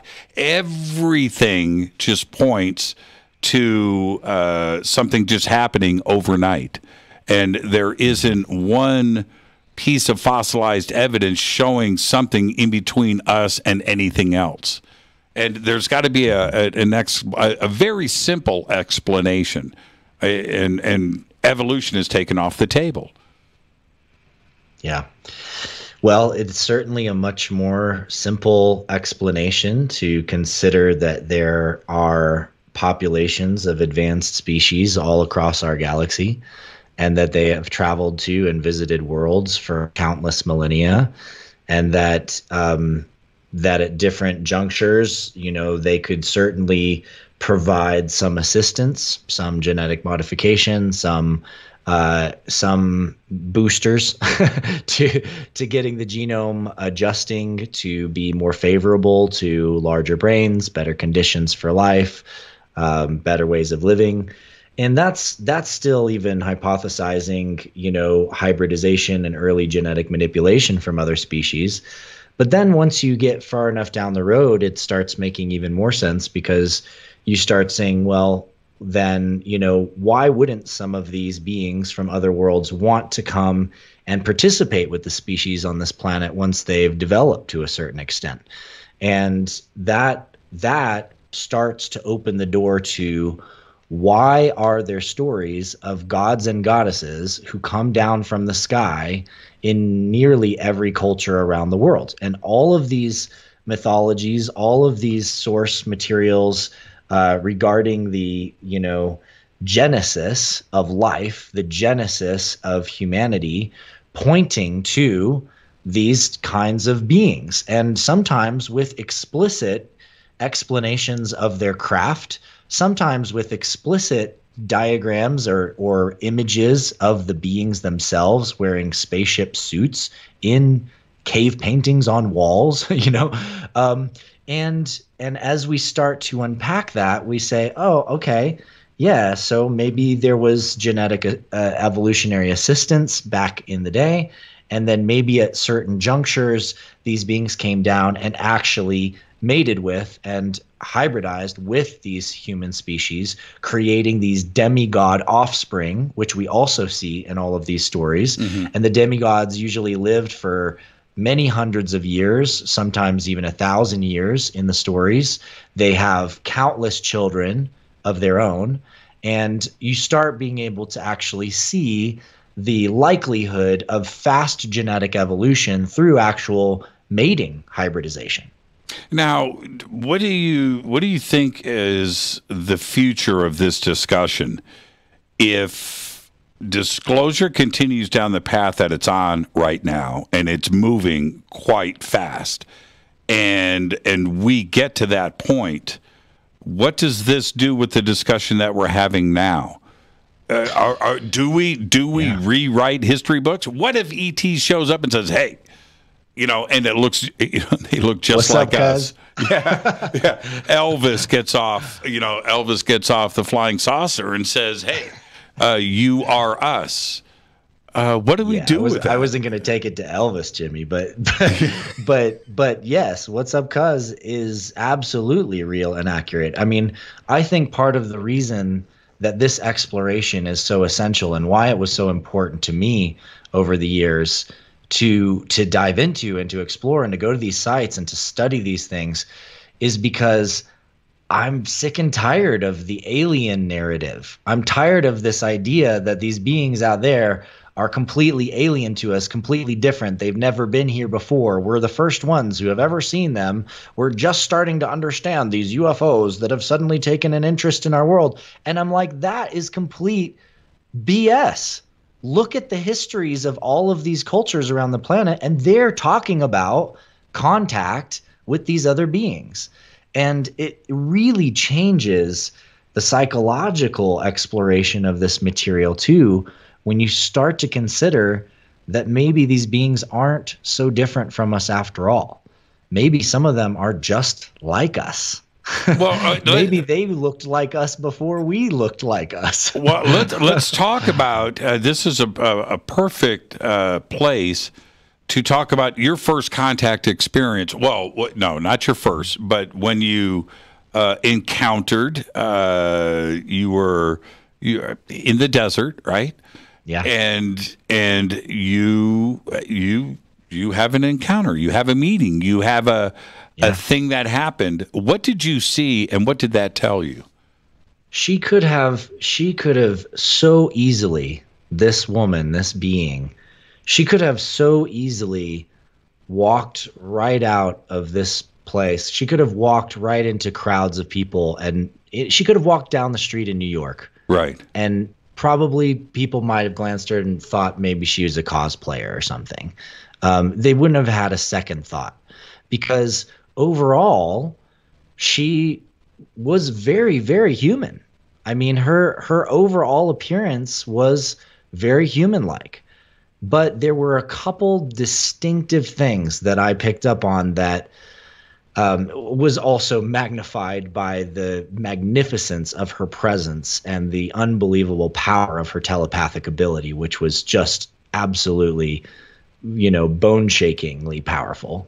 But she didn't have that sort of end point on the end of your eyebrows. You know how, if you reach up, you feel that little bone point there where the end of your eyebrow is? It's kind of like the termination point for the socket where your eye is. Yep, I'm feeling it now. Little bone points there. Right. Yeah. So she didn't have those. Her eyebrow bone structure went back to about the area where, if you ever have a temple headache, like right back there with the muscle, right, her actual bone went back that far, and it was hollow underneath. So it made it look like she was sort of like her skull was designed to support massive anime eyes. But her eyes were not that big. Her eyes were human size. But her actual bone structure was different in her skull. And she had these little bone points as well that protruded, pushed her skin up slightly, up her forehead, and one down here on her chin. And her cheeks were also set a little further back. But you could fake the cheekbones. You could do that with makeup, like it's the elven style makeup that you'd see in the Lord of the Rings or something like that. You could fake ear points or things like that. But her actual eye sockets had a different shape. And that was what I immediately zoomed in on with my consciousness. And I was like, oh my God, this is not a human. And then, of course, she's blasting me with telepathic communication, which was really intense, but amazing. You said that she could walk down the streets in New York and quite possibly just blend in to the crowd. Were you shocked? Was there any fear? Did you feel, because of her appearance, in the facial structures and things, did you freak out, or were you okay with it? No, I was okay with it because I had I literally, leading up to that moment, had just gone through such a powerful personal healing and transformation journey, and everything in my life felt like it led to that moment.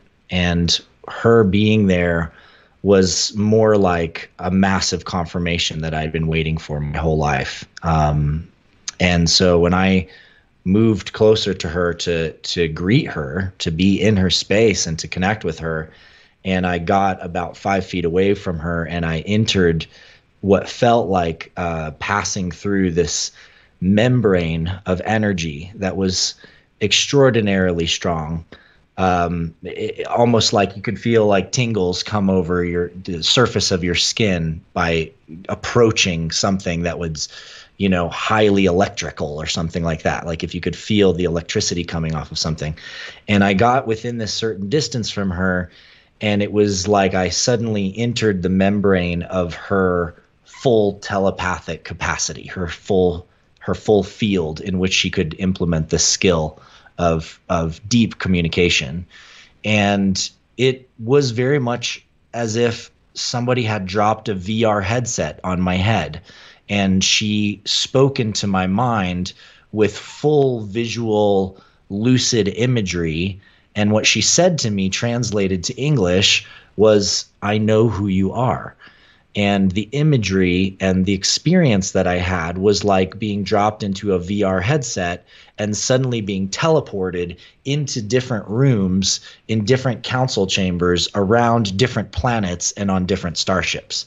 It was like having this massive series of flashes of all of the moments that she and I had connected in other lifetimes. Did you understand what was going on? I was scrambling to keep up. I'll put it that way. And I asked that because we have the rest of the planet to think about here. You may have the capacity to try to understand and to absorb what is going on, but is it above the rest of the planet and their understanding?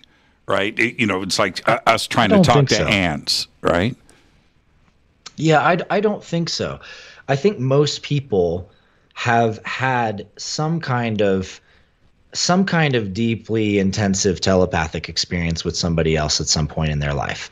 Whether it's a mom, it takes until you're a mom and you have a child and you suddenly like feel what happens with your child who's outside playing, and it's like all of your spider senses turn on, and you're like, something's wrong, and you go to the door, and sure enough, your son or daughter's just skinned their knee and they're on the ground.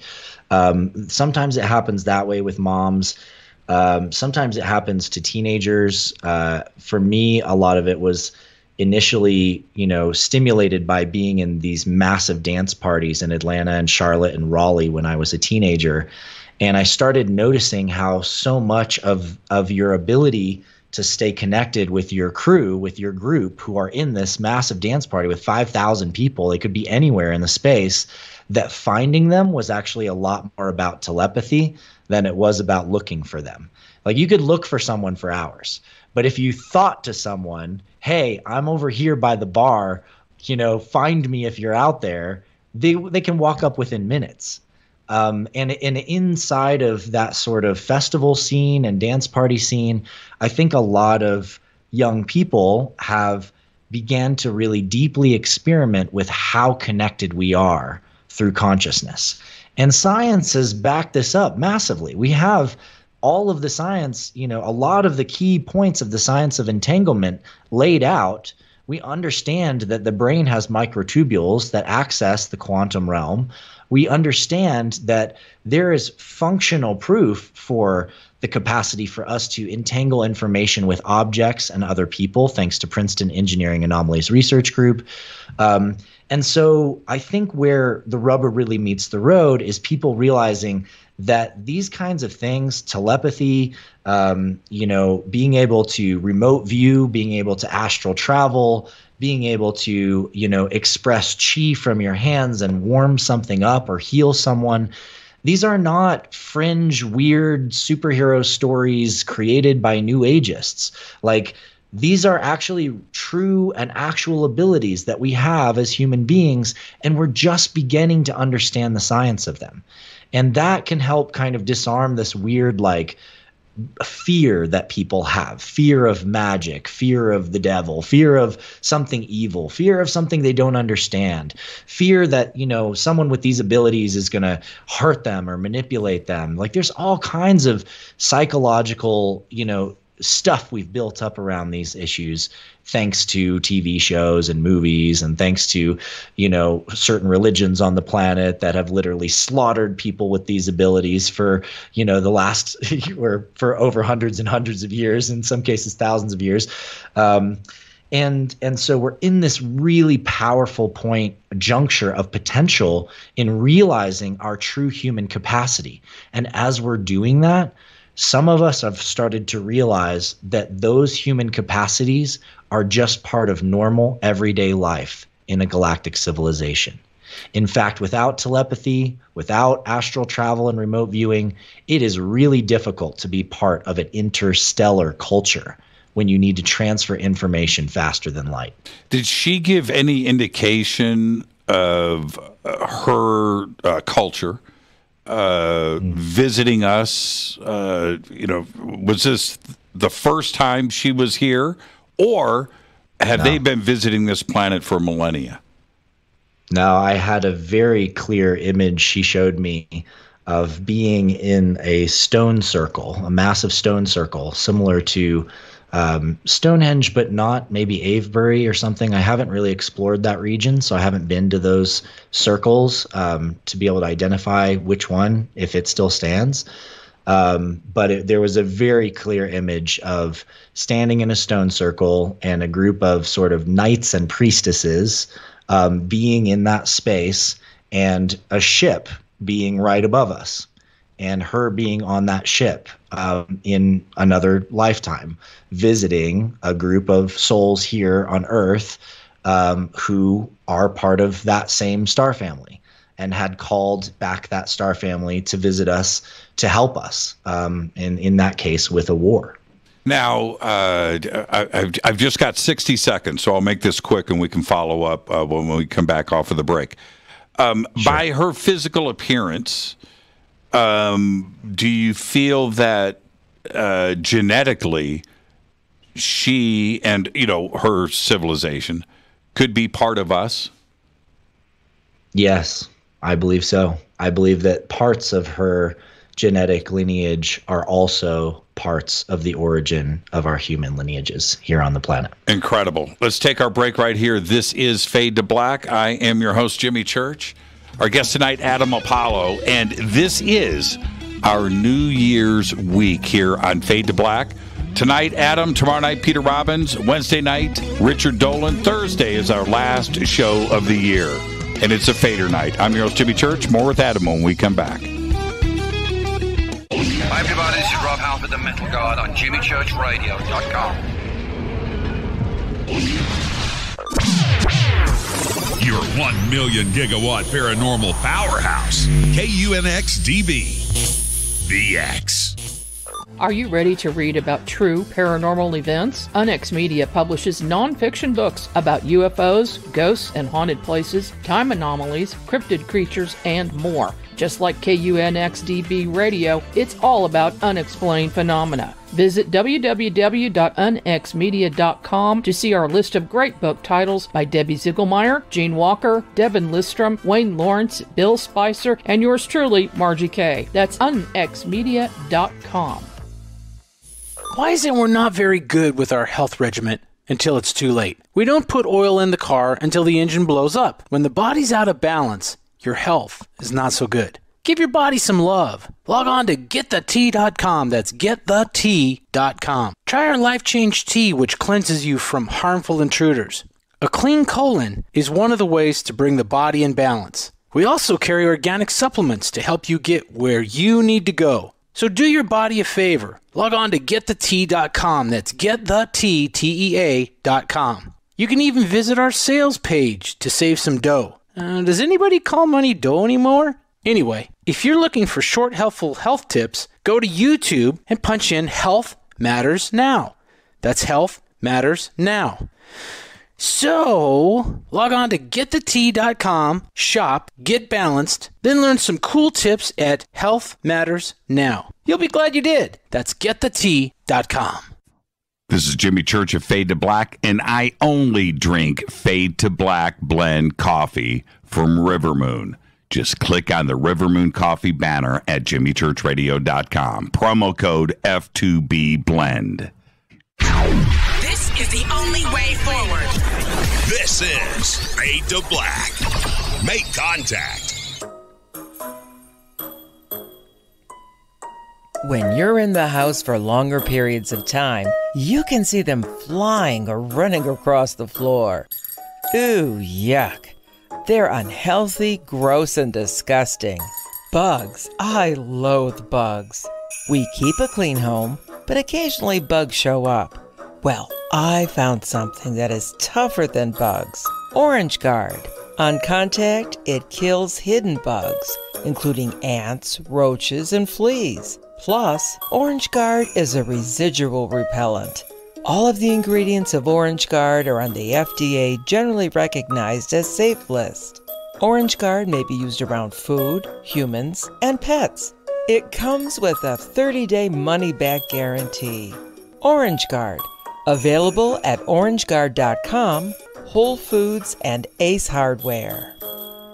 Gold loves chaos, uncertainty, and disarray. History shows us what gold does when people aren't sure about the government, the stock market, their jobs, or their retirement savings. Our national debt is skyrocketing. Gold and other precious metals are a defense measure against inflation and a stock market that might take years to recover. So what can you do right now to protect yourself? Call United Gold Group. We offer gold and other precious metals delivered securely within 72 hours. Are you worried about the stock market? We can also help you set up a real gold or silver IRA or a 401k. Safe and secure. United Gold Group makes gold ownership affordable. Call now and get up to $2,500 in free gold or silver with a qualified IRA. Call 800-753-8534. That's 800-753-8534 or visit UnitedGoldGroup.com.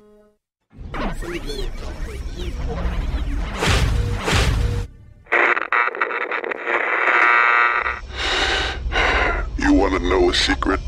I love ponies. I really love ponies. I'm serious. I couldn't stay sane without ponies to brush. Why fade to black? Because you never got that pony, damn it. This is Fade to Black with Jimmy Church on the Game Changer Radio Network.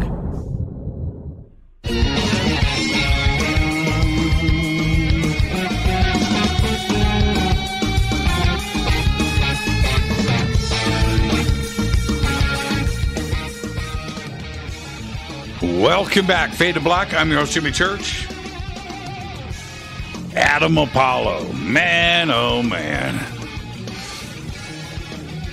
Adam, I remember when we first met, and I was excited about it. But here's the deal: this was my image.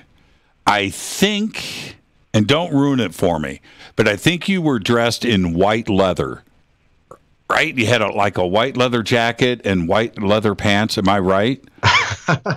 Do you remember that? It was definitely not leather, but not to ruin it for you, it wasn't leather. Okay. Yeah, I did have a white jacket on, and I had white pants made by my friends at Phoenix Rising Artists. Okay, it was just you had the get up, man. You're right.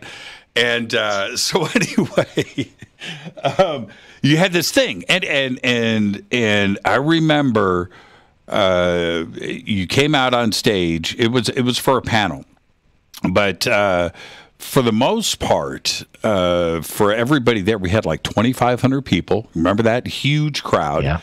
And and it was for most of the attendees there hearing you for the first time. And I went up to you after all of that, and the applause and the reception that you got. But I went up to you after that. I said, "I got to hang out with you. You're who I need to hang out with," and we've been friends ever since. Hearing what you're saying tonight, this is what I think is so crucial.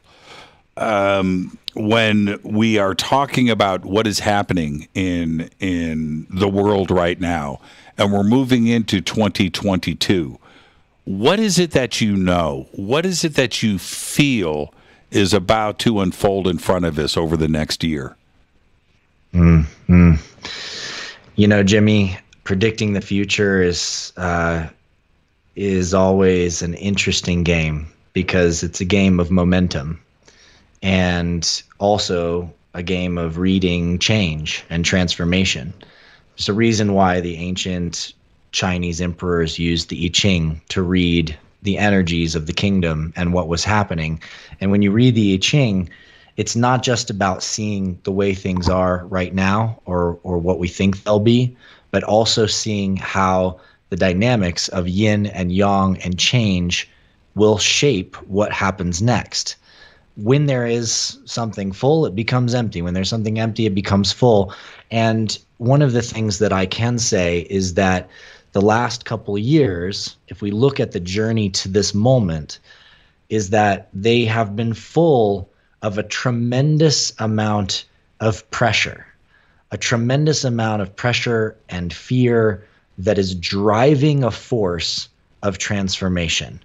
Whether that is fear of a virus or fear of a mandate or fear of a control system or fear about the lies that we're being told or any of those things, those are all drivers that cause us to question.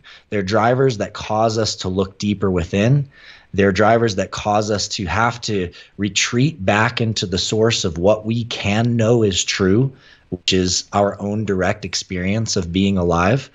And I think all of us have had to kind of really go through a journey of both maybe holding on to certain ideas as being true and also maybe having to let go of a lot of ideas, thinking, well, maybe I wasn't right about that. Maybe there is more to the story here. Maybe there is more going on at deeper levels than I'm aware of. And that curiosity brings in new insights. That brings in new information. And so I look at the past couple of years we've been in as like a major crucible for consciousness. Sure. And that crucible is forging something new. And what that new thing looks like is difficult to put your finger on. But I can tell you that for myself, even just for me, in the last month, I have gone through so much immense, deep, powerful internal transformation. I have faced things that I haven't been willing to face. I have grown in ways that I've sought to grow for years. I have opened new levels of awareness in myself that I've been cultivating and working on for a very long time. And I've moved further into my place of readiness and preparation for what I'm here to do than I ever have been in my life. And as that internal process has been happening, I've been also witnessing all kinds of external magic and miracles occurring. Pieces of the puzzle that I've been looking for fitting together in new and fantastic ways. Certain people showing up in my life that I've been really hoping would show up in my life, both on the level of friendships and also business colleagues and investors and aligned partners. And suddenly it's as if, all of these different parts of this puzzle that I've only seen glimpses of have been coming together and Voltroning together and creating this whole new platform for me to do my work in the world and for me to give my gift and for me to know myself and to live as the being that I am. So say personally, I'm extraordinarily excited about 2022. My team and my teammate that helps us do deep dives in the gene keys weekly as part of our culture building process calls it the year of grace. Because grace is gene key 22. And that gene key, that transformational process that represents is literally the transformational process of an individual going from a place where they feel trapped, dishonored, in fear, in conflict, in difficulty, in separation and inability to connect with others through the sort of eye of the needle spiritual transformation to owning the shadow, owning our own darkness, developing the ability to be gracious and actually emerging as like a supernova flare of spiritual consciousness capable of holding love and compassion for all beings and for all things. And so maybe it won't be quite that dramatic for everyone to like full avatar journey, but I think that in general, there is a huge wave of goodness between people that is coming this year that is going to massively overwhelm this sort of polarity field of fear and darkness and separation that we've been stuck in. Do you think that polarity, the divisiveness that we all recognize, we all see it, we all feel it, and you can see it in every aspect of our daily lives today, that having that disappear is part of the recognition is that we're all tired of it, right? It's an exhausting thing to deal with negativity every single day on all fronts. It really is. It's absolutely exhausting. And at the same time, I'm not saying that polarity goes away. What I'm saying is that being sort of in the deepest trenches of one side of the pole, where you're experiencing this strong state of shadow, separation, darkness, and fear and destruction of the world, you know, is swinging the other way. It's already happening. There's massive momentum going the other way, and the two sides of both that space of fear and darkness and et cetera, and the side where we are in deep acceptance and recognition and compassion and love and creation with each other, they're parts of the same puzzle. They're both us. And it's not like we ever get rid of one or the other, but sometimes we get so deep into one side, we forget what it means to see things from the other side. And it takes things swinging back the other way in a really powerful movement forward of our human qualities of innovation and creativity and novelty, and leaping forward to being like, you know what? Yeah, we have immune systems. You know what? Yeah, we can get through this together. You know, whatever your belief is about the vaccines and control systems and COVID and whatever and whatnot, we're all people on the planet together. And we can either choose to live in a way that is supportive and loving for the choices of others, or we can live in fear of that. You know, we can either choose to honor the choice that every person is making, or we can believe that we know the right choice and they better choose what we choose, right? That's the polarity I'm speaking to, is between control and acknowledgement and freedom, and is between the shadow of fear and doubt and pain and the liberation that comes with acceptance and trust and honor. And when we can see that we both can choose the experience of the dark side and the light side, that it's actually our choice, in a sense, then we transcend that duality. We become the center point of the pivot, and we can actually witness, you know, the good and bad on both sides. It's not really fair to say one side's good and one side's bad, because it's not really true. They're both essential to our evolution. It's like fire and water that makes alchemy happen. And so we grow the more we can see both sides of the picture, and the more we can operate with awareness that people are on both sides of that picture. Some are scared and some are liberated. And that gives us a huge amount of freedom to operate from that still point in the center. Yeah, a very strange thing occurred to me over the last 5 days. And it's a very simple one. I've talked about this a lot over the years. And that is, I have made the conscious decision to not involve myself in the news from the mass media. Now, I'm in the media, and I do need to stay on top of things that are happening in this world. But I just took 5 days off. I did not watch any news, which I never do anyway. I did not check anything on the internet. I stayed off of social media for 5 days. And today I checked the news just to see, like, if an asteroid is about to hit the planet. Other than that, I'm not concerned with what is there, because it is nothing but fear-driven divisiveness, dividing everybody. And it is so strange to not deal with negativity, right? Just don't you can change your DNA, right? You really can. you can choose not to participate in the intensity of someone else's psychological drama. And I think that's going back to the beginning of our conversation. We're talking about Don't Look Up, this movie on Netflix, and for all of its good and its bad parts and all of its fascinating parts, one of the things that it really did well is show how ridiculous our psychological drama can be. And the ridiculousness of it, I think, is primarily based on unprocessed trauma. We have this huge amount of trauma in our culture, and a lot of it's not been dealt with. And a lot of the ways of dealing with trauma that our society has developed are really just distractions and bypasses. You can't, you're not going to resolve some of the deepest pain that you go through and negativity that you go through by, denying it, or just, finding a road where you get to see yourself as really great. And so that's going to somehow just going to compensate for the deeper issues you have.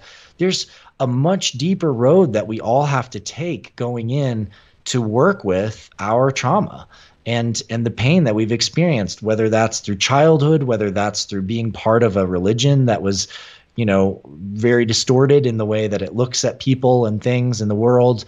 I had a friend who was one of my housemates some years ago, and she grew up in a sex cult. That literally was like, all believed the world was going to end in, 1994. And like the main leader had a whole compound, and he slept with all the women in the compound. And there was massive psychological trauma and manipulation from that. And I watched my friend coming out of that, literally having never experienced going to a mall, literally having never experienced a lot of westernized society, and having to kind of come to terms with the fact that a lot of the way that modern society and the world that we're in is built is not actually conducive to healing and getting to know who we are, getting to know our deeper selves. And so the movie just, Don't Look Up really points to how ridiculous the internet media storm, trolling, mass media, show is, and how important it is to actually get back down to what is really most important. And that is our connection with ourselves, with each other, with our families. It's the bonds between us that matter the most when the world is ending. And that is, I think, what's been alchemically stimulated by this sort of global crisis that we've created for ourselves over the last couple of years. Now, what do we do with the other part of this monstrosity that is in front of us, and that is the hard sciences and the theoretical sciences that are suggesting to us some pretty fantastical things, not coming from our community. I'm talking about academia, and which is suggesting a multiverse, which is suggesting 11 dimensions or more, which is suggesting entanglement in the now. All of this is pushing the boundaries of pure science fiction. But is the world ready for what is about? Because once these dominoes start falling, Adam, it all changes. Is the world ready for this drama? I think so. I think that it's gonna all of these states and moments of realization that people go through land in different ways for different people, depending on where they're at in their own personal journey. But I can say right now that, I've met people who I've had a conversation with about the fact that a future on our planet is going to it's about becoming an interstellar species. And this person, worked at McDonald's. And you know what they said is, well, it's about time. I'm sick of going home and just sitting and watching TV and getting my sci-fi kicks on the TV. Like, I can't wait to leave this structure that I've been stuck in. And I had no idea it might even be possible that something else could happen. And I think lots and lots of people are waking up to the reality that the future can look completely different than what we think it can. And that's another gift from COVID, right? Like nobody's really saw that coming just like that, right? We all saw pandemic movies, we all saw zombie movies and stuff, but it's like it really hit hard and it hit home, and it's like, and people everywhere have had to deal with it, whether from the information storm or from actual experience of the virus or experience with division among their community and friends around vaccines. And there's a huge amount of, like I said, pressure that's been cooking us up to get into a new kind of state. And that state, I think, is ready to watch all of the biggest lies across the world crumble and crash down to the ground. It is, you know, if there's a such thing as Judgment Day shall come, it is that time, my friend. Like the truth will set us free, and it is rolling through humanity like a storm right now. And no matter, you know, as I like to talk about, no matter how big or how small the lie is, whatever it is, eventually it builds up enough resistance and pressure to returning to the truth that it literally has to break apart and come back to the truth. And that has to happen at a deeply personal level as well as at a collective level. So we're going to deal with massive disclosures of truth landing here for the next few years, I'm sure. Now, those that control the money, those corporations and the corporate powers and the power structure that is well established on this planet are not going to give up without a fight. They know this. They're not going to give up without a fight. And the changes are happening. This is not fantasy. This is going on, and the power of information and communication is something that is now out of their control, and it's never been like this for tens of thousands of years. They're not going to give up without a fight, are they? Well, they've been fighting tooth and nail for the last decade. I mean, I've been watching it happen, and you know, look at Facebook. This is a great example. Sure is. Facebook goes through the most massive media cruncher as the truth is revealed that they're mining everybody's data on the planet. And they're not just holding it and doing what they want with it for themselves to manipulate people. They're selling it to the highest bidder. And they've been doing that. And, you know, you've got Cambridge Analytica come to the surface. And then you have the social dilemma, which shows exactly how the chemical manipulation occurs to keep people on social media longer. And in the face of all of that and everybody going, oh my God, what can we do to get off of Facebook products? Because I went to Instagram because I hated Facebook, but now they own Instagram, you know, and then I went to WhatsApp because I needed some way to communicate with my friends when I have events.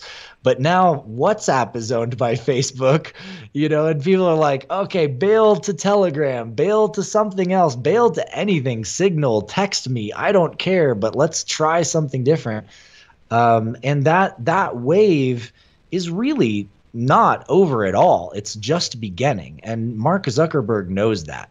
And so what does he do? He's like, well, how about we take our billions of dollars and we just pivot brands. We'll claim a brand that we can't even trademark, but we'll just go ahead and just blast it as hard as we can and buy the trademark from whoever's got it, buy the companies that already have this name. And we're going to use the massive weight of our will and money to redefine ourselves as the company behind the metaverse. And you know what all the metaverse creators out there think? The ones that are actually building decentralized apps, like myself and many of my friends and colleagues and partners out there who have been painstakingly creating worlds and dashboards and experiences that will actually liberate people's data. We all look at that and we're like, you've got to be kidding me. Like that is crap. Like that is total BS. And yeah, I've got on an Oculus. I've gone into Facebook's virtual amazing world called Horizon. And you know what it is? It's total crap. It's like basically legless people floating around, going into little pseudo games, and it's just more distraction. It's more of nothing that actually makes you aware of who you are, nothing that actually makes you feel deeply connected to people. It's more of just this Donkey Kong game that Zuckerberg started from the beginning. And that will not survive the rise of the epic consciousness of the aligned Jedi agents around the planet who have built this rebel alliance to interconnect the world and create freedom and sovereignty for the communication system of the world and for the people. And I will do my damnedest to see that rebel alliance thrive, succeed, and come into a space where we are stewards for our children, and where AI and the metaverse and all of these virtual worlds can go to actually serve the planet, serve humanity, and serve all life. I was so surprised when, and that was so well put, I was so surprised that the social dilemma didn't absolutely change things. I was shocked. I mean, I think it should be required viewing. If you're on Facebook, you have to watch The Social Dilemma. You have to. And I don't think anybody understands how individualized your social media experience and your bubble is just about you. It's only about you. They are so laser focused on just you. You think that everybody else is viewing and experiencing the same thing as you are, and they are not. They have their own bubble, and everybody, the 3.8 billion people on Facebook have an individualized experience, and it is frightening, Adam. It is unbelievable, and nobody gets it. Yeah, well, not just an individualized experience, but an individualized profile and experience that is designed to manipulate you to buy whatever they possibly can get you to buy. It's designed, it's the platform that's not designed for the people to connect with each other. It's a platform that's designed to connect people to advertisements, so that advertisers can sell more advertisement at whatever they're advertising and make more money. And Facebook's entire business model is literally based off of getting the advertisers to pay more to reach your eyes and basically manipulating the structure of your interests such that you're driven towards products that you're going to want to buy. And there's massive ethical problems with that as a core business model. Massive problems, because it says, it doesn't matter what you're creating or who you are or what you're doing. It doesn't matter, how beautiful your vision is. And I'll tell you right now, as one of the co-founders of UNIFY, myself and Adil Kassam and Patrick Cronfley back in 2012 created UNIFY. Mark Healy came in and he was like our social media master guy. And, we had a whole crew of people posting and building and building and building. And we managed to, over time, build up our following to about 1 million people in a very short amount of time. And once we crossed that 1 million person mark, it was, about 6 months into the overall, UNIFY campaign structure. So early 2013. And all of a sudden, overnight, literally all of our organic growth just stopped. I mean, we were growing thousands of new followers every post, tens of thousands a day in some cases. And all of those new followers that were finding us through viral reach just completely stopped overnight. And it took weeks for Mark Healy to reach somebody at Facebook. And when he finally was able to talk to someone, they said, "Oh, well, we've implemented a new business program, and our plan is just to ensure that you keep getting the great business and service that you've had at Facebook all along. And he's like, what are you talking about? Like, what's happening with our followers? You give me a break. Like we had, thousands of followers coming a day, and now they've stopped. Organic following. She's like, oh, well, sir, if you just get on our plan and pay us $50 to $100 a day, we can ensure you keep having that same level of viral reach. They literally, behind the scenes, Wizard of Oz, they just cut the pipes, and they said, here, you pay up. It's mafia. We've got your 1 million followers. If you don't pay us, you're not going to reach them. And we're a nonprofit. I mean, it's not like we were trying to make a bunch of money off people. We were trying to actually get people connected together. Something other ridiculous is that recently I decided to go through my friends lists on Facebook, and you know how you can search my friends in location, right? And it'll pull up a list of your friends in that place, which is a feature that they finally released because it was basically impossible to sort through your friends on Facebook. And there's no mapping system. Why not? Come on. If it's like supposed to be connecting people, why can't I see a map of where my friends are? I can't. And so I go search for my friends in location, and I start writing down the names of people that, are really important to me in different spots around the world. And I was just doing this as a practice, just to get more connected to who I know out there in the world. I got through about 4 of those searches. And on the 5th search, it literally disabled me from being able to search for my friends in a location anymore. I literally could not do it anymore. If I searched for friends in Los Angeles, what it would do is it would just show me pages in Los Angeles and like random other people and stuff. It would not do it anymore. And I realized, wow, Facebook has actually built in thresholds and limits to keep people from accessing their own friends list, your own network. Why? Because if you had access to that network, you could just take it somewhere else, right? Or you could do what you wanted to do with it. It's the ultimate idea of imperial control centralized in the guise of a social media operation that's now under the guise of a metaverse world creation engine that's going to be awesome for everybody. And it's just complete bull. Adam, can we keep this conversation going? Let's do some overtime. Sure. Is that okay? I could do another 30. Okay. All right. One more segment. I need to take a break right here. So let's get the break in. I am not ready to stop talking to Adam Apollo. So we're going to take a break right here. This is fantastic conversation. We're just going to pick up where we're leaving off right now. This is Fade to Black. I'm yours, Jimmy Church. Overtime is next on Fade to Black with Adam Apollo. Stay with us. We'll be right back.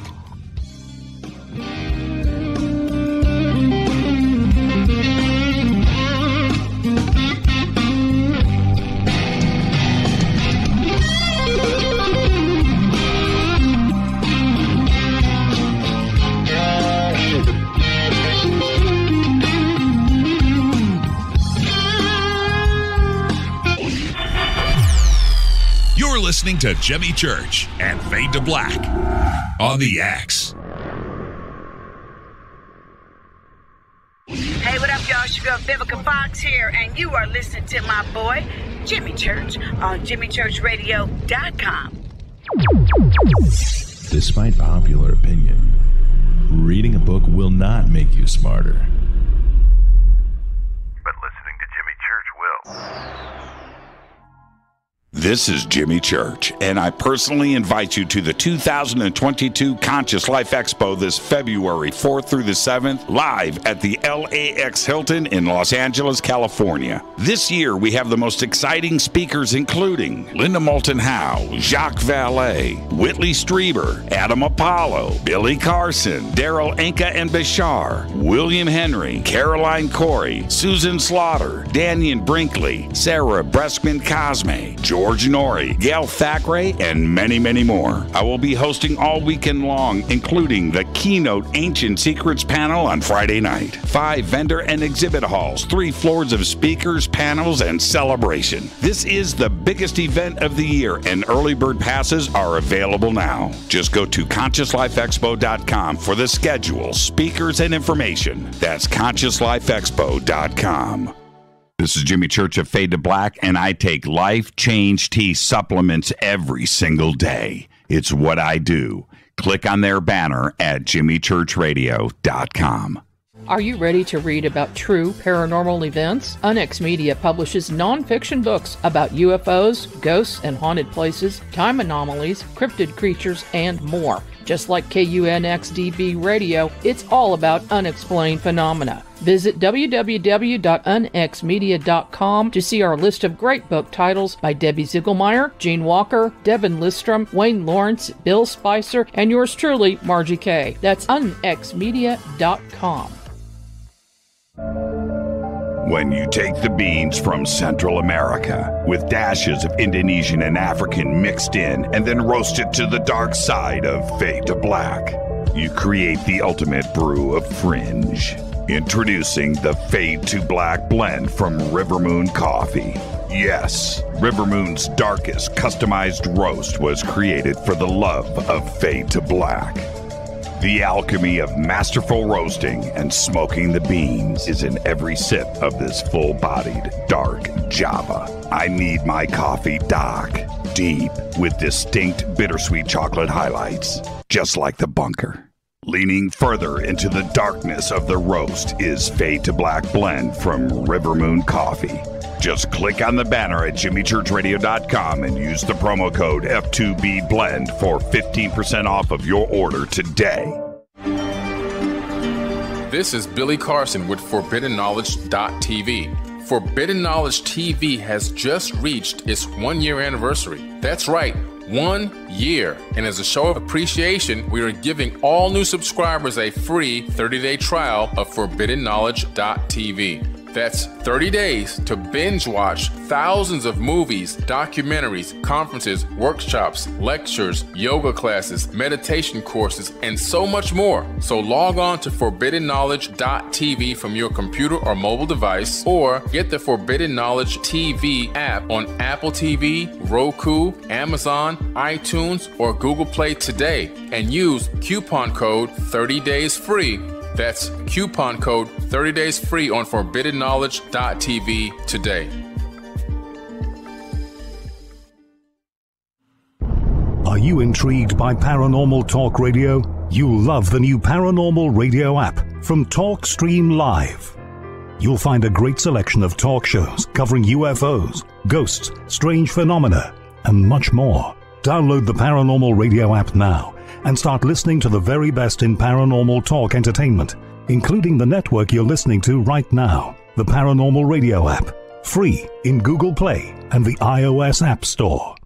This is Kristen, Erica, Brittany, Gabby, and you're listening to JamieChurchRadio.com. It's not a lifestyle we chose. We were born this way. This is KJCR at JimmyChurchRadio.com.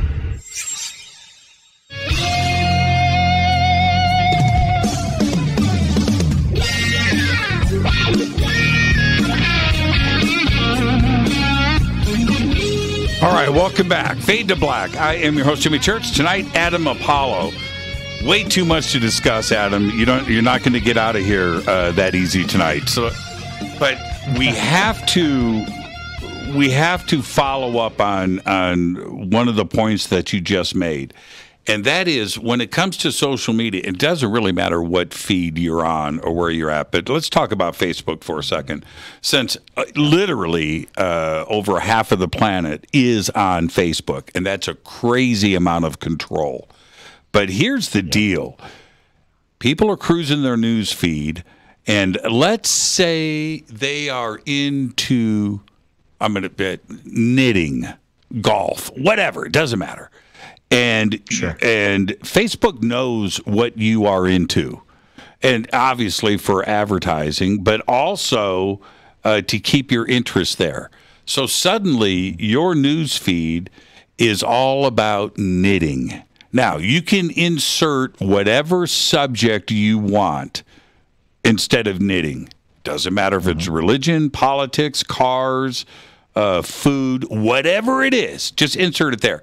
And you think that the entire world is revolving around your news feed, that your coworkers, your friends, or whatever are seeing the exact same thing that you are on your feed, and they are not. And that's a problem. People don't realize this. They think that everybody is seeing the same thing that they are. And that is incredible to me. And in the social dilemma, what they point out is that was by accident. They were trying to figure out how to monetize. They were trying to figure out how to do this and how to do this individualized thing, and they thought it was going to be cool and it was going to be great. What they didn't realize was that these algorithms are out of control and they can't stop it now. And that's the crazy part, isn't it? I mean, it's just insane to think about. Yeah, it certainly is crazy. And the craziness gets magnified quite a bit when you realize that, you may have had a Facebook application open on your phone, even with the phone asleep, apparently asleep, Instagram or Facebook or WhatsApp. And I've had the experience many times of starting to talk about something new with my partner and something we hadn't had a conversation about at all, and it hadn't really come up, and it wasn't a thing. Buying a piece of property, for example, is a great one. And I was just checking to actually make sure that my Instagram was closed when I said that, because when that topic in particular came up some time ago, it was last year, I believe, or early this year, all of a sudden, the next time I went on my phone and I opened up Instagram and I start scrolling through the feed, all of a sudden, every sponsored thing that I saw was about getting a mortgage. I literally just had a conversation about buying property, and the next thing I know, my feed is trying to sell me on getting a mortgage. And Zuckerberg... And that's where things start getting really frightening. It gets frightening because Zuckerberg denied all of this in those hearings last year, when specifically, now, a mortgage, okay, all right, maybe it's the odds. Okay, I don't know. Maybe their algorithm knows that your mindset is moving toward, and they're thinking ahead of you. And that's no way. Right, not on the same day. Yeah, you're right, not on the same day. Within 5 minutes. And now this is my example of that, and it's happened to me a few times, but I'm going to tell you how harebrained crazy this is. I had a conversation with somebody about this location in Burbank, privately owned, but had this really cool railing built on this out. It was modern, and it had these cable. The railing was modern cable, right? This braided stainless steel cable, and I thought it was so cool. And I had this conversation with somebody, a conversation, not online, nothing. No, this was a conversation, and about this railing with this braided steel cable. Suddenly, that day, in my news feed, I couldn't believe this. There were advertisements for braided steel cable railing. Right? And I was like,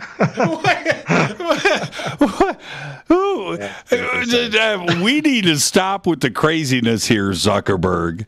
And I'm looking. I mean, part of us is like, well, wow, that's cool. It's like synchronistic. Like, wow, here's the thing. That's what they're trying to go for, the synchronicity factor, right? Except for instead, it makes you just feel icky and sick because you just had a private conversation. And guess what? A machine just heard every word you just said, not just about that, but about all the other things you talked about too. And that is some and guess targeted. Where that information is. That's recorded right. and stored in a data center that's sold to the highest bidder. We got a guy in Burbank that's in love with braided steel cabling railing, right? And it popped up in my newsfeed.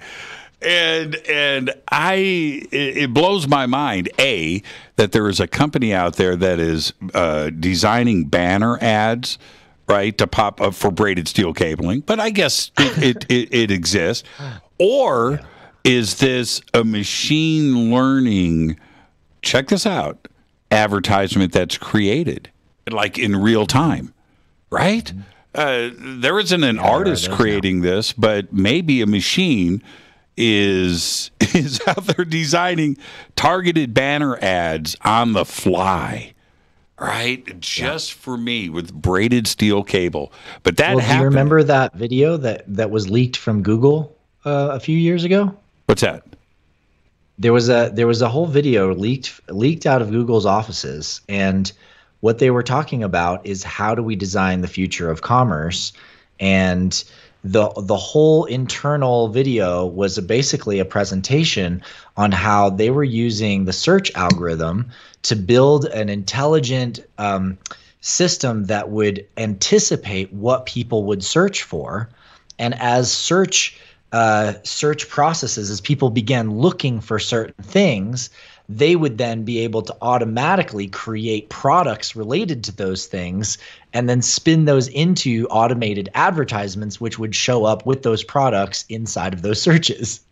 So what you're saying was already leaked from Google years ago. That was probably 3 or 4 years ago now. And it is so frightening to think about the algorithms that these companies look. The goal was to monetize, and I get that absolutely, right? Okay, go and as they were trying, I remember the first time I saw a pop-up ad on my screen in the 90s and how offended I was by that, right? Oh, man, yeah, me too. And it's so offended by it. What? And that turned into these algorithms that are now in a machine learning process. There's no way that you could have a company with 1 billion workers to monitor no, this is all done by machine learning. And they know what you are interested in advance, no matter what it is, whether it's milk, eggs, a car, socks, and they know your buying and your search habits, and that's it. And they know in advance your trends and what you are doing month to month, and it's just the way that it is. It's the world that we live in. I don't think there's a way now to turn back time. Do you think? No. No. Do you think that with the problems that we are having today with social media, that if we were aware of this in 1995 with AOL, that things would be different today, or would it have just gone this way anyway? Tough call. I mean, AOL was already trying to kind of assess the flows of its users, and the beauty of the sort of revolution, I guess you could say, the open internet revolution, was actually like, actually, we don't want to just be contained within a walled garden that somebody created called AOL. But then, of course, everybody saw the potential of creating the sort of app culture online where everyone wants to come to your walled garden in order to have their experiences, to buy things, to talk to each other, to do different stuff. So we ended up duplicating the AOL experience anyway, but we did it as, Facebook, and we did it as Google. MySpace. Everybody goes to Google, Right. It's just like, duh, you open a browser, you go to Google, like that's what's there, unless you're smart enough to use something like DuckDuckGo instead most of the time, But even then, most of us use Google for email. I mean, it's still even some of the best security that there is, as far as like the way they publicly at least expose the security of it. Google email is still probably one of the best to use out there, and all kinds of people use it, and businesses use it, and everybody's running their communication through those servers. Are they being honest about what exactly is exposed or not and where that data goes? tough call, and there's a lot of people on both sides of that fence, so it's a little too complicated to get into. But I will say, Jimmy, that there is a way back and there is a way out of all of this. And the way back and the way out actually starts with the one thing that all of these massive gargantuan imperial application structures are the most terrified of. And that's of a user owning and controlling their own identity and their own data. When a user reclaims sort of the agnostic sense that they are an individual agent, that they are an independent person, they are a sovereign nation online, so to speak, that has its own boundaries, its own rules, and its own laws and its own conditions, and they say, look, I'm going to participate in different things, but if you want my data, you've got to ask me for that. You've got to come through my terms and conditions, not the other way around. My terms and conditions say I allow for this or this or this. And right now, users don't have any power to say that. They don't have any power to say you got to listen to my terms and conditions, right? Because everybody relies on these structures that are massively centralized to get shit done, to make things happen. Mm-hmm. But when all of those faculties become available to that user through decentralized means, meaning that a user can talk to another user anytime they want, and they don't need to go through Facebook or AT&T or any other social media, blah, blah, blah. But they can actually talk to their friends directly. Or if they want to create a product, they don't have to necessarily go onto a marketplace and create the product inside that marketplace. They can generate a product on their own, and they can actually share that product to a series of marketplaces. Right? They don't have to go to Pinterest to get their collections of the things they like. Everything that they like is actually being collected to their own hard drive on their own computer, so they can look at it anytime they want. And maybe there's online synced collections that they have access to through their peer network, right? And so maybe they don't have all of it on their own system, but because their friends do, they still have access to it, just like BitTorrent. You don't have to keep every giant movie file that you want on your system. Why? Because lots of your friends have that movie file. There's 500 seeds for it, and you can get that movie file back on your system super fast anytime you want. That's the power of the decentralized web, and that power coming back to the users gives the users the ability to actually say, you know what? Screw you, Facebook. I don't need you for anything. If you want me to participate in your metaverse, you're going to have to accept the terms and conditions of how I want to operate, or I can say, yes, I will participate with your terms in this particular case, but not these other cases. And it gives the users the ability to build the walled garden for themselves. That's their own, with its own gates and its own connections to other people and to other applications. That's where we're going. And that is real, true data and sovereignty empowerment on the web. The amount of money that AT&T or Verizon or Google or any of these companies, the amount of money that they make by selling your information outweighs what AT&T makes on their cellular service, right? Sure. and what Verizon makes.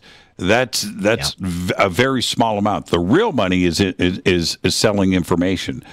Why wouldn't the world step up and say, hey, you can sell my information, but I get a piece of it, right? You can sell my information, but you're going to have to pay me every time you sell that information. And whether, those pennies would add up to huge amounts of money.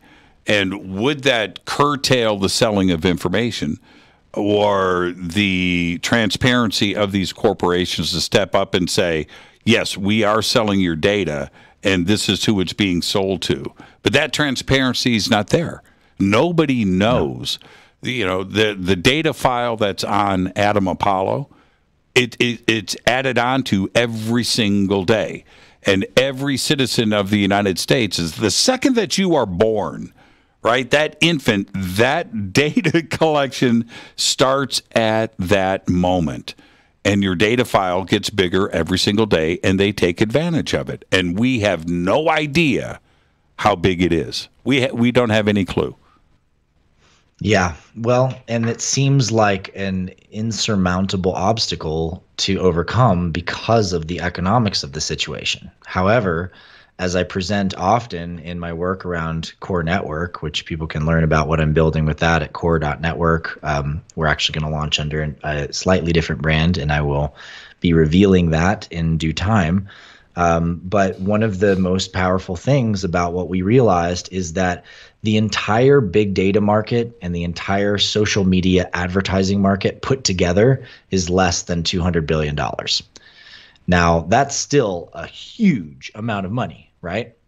But if you look at the learning management system market, the e-learning market, which is actually just people creating knowledge and information and selling it to each other, saying, hey, you can come take my course, or I'll come take your course. We'll both learn something. It's really cool. That market alone is basically probably over $250 billion in the last year. It was over $200 billion in 2020. So I know it's grown at least to the $50 billion mark. So that's already bigger than that entire market on its own. If you take cumulatively the digital content market as a whole, not just people selling courses to each other, but you also add in all the little musicians who are selling music to each other, and you add in all of the people selling films to each other, or doing it on Gaia or whatever, and you add up the NFTs that people are buying and selling from each other right now, and you add up the little apps and games. It's $800 billion a year, Jimmy. It's 4 times the size of the big data market and the social media advertising market.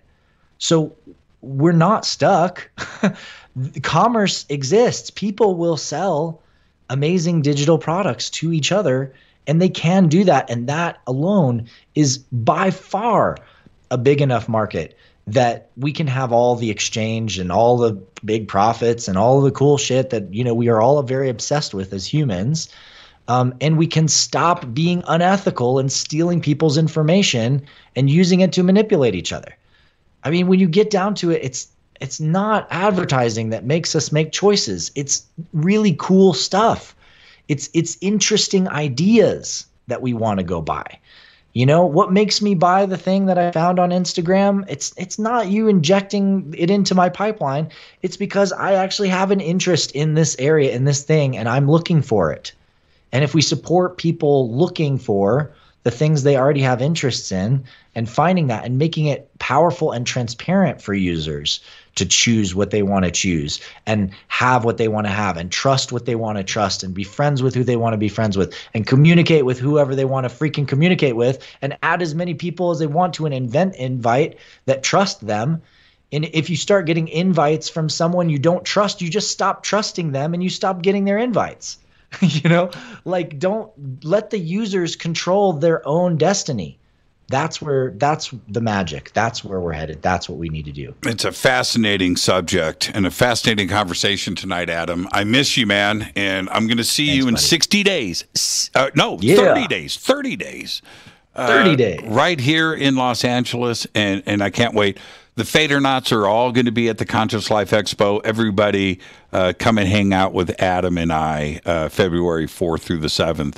You're absolutely amazing. I can't wait not only to see you, but to have you back on the show again. Thank you so much, Adam. Thanks, Jimmy. It's been such a pleasure, man. I'll come join you anytime. Let's hang. All the best. And happy holidays to you and yours, man. Thank you, brother. All right. Aloha to your beautiful audience out there. Right on. Adam Apollo.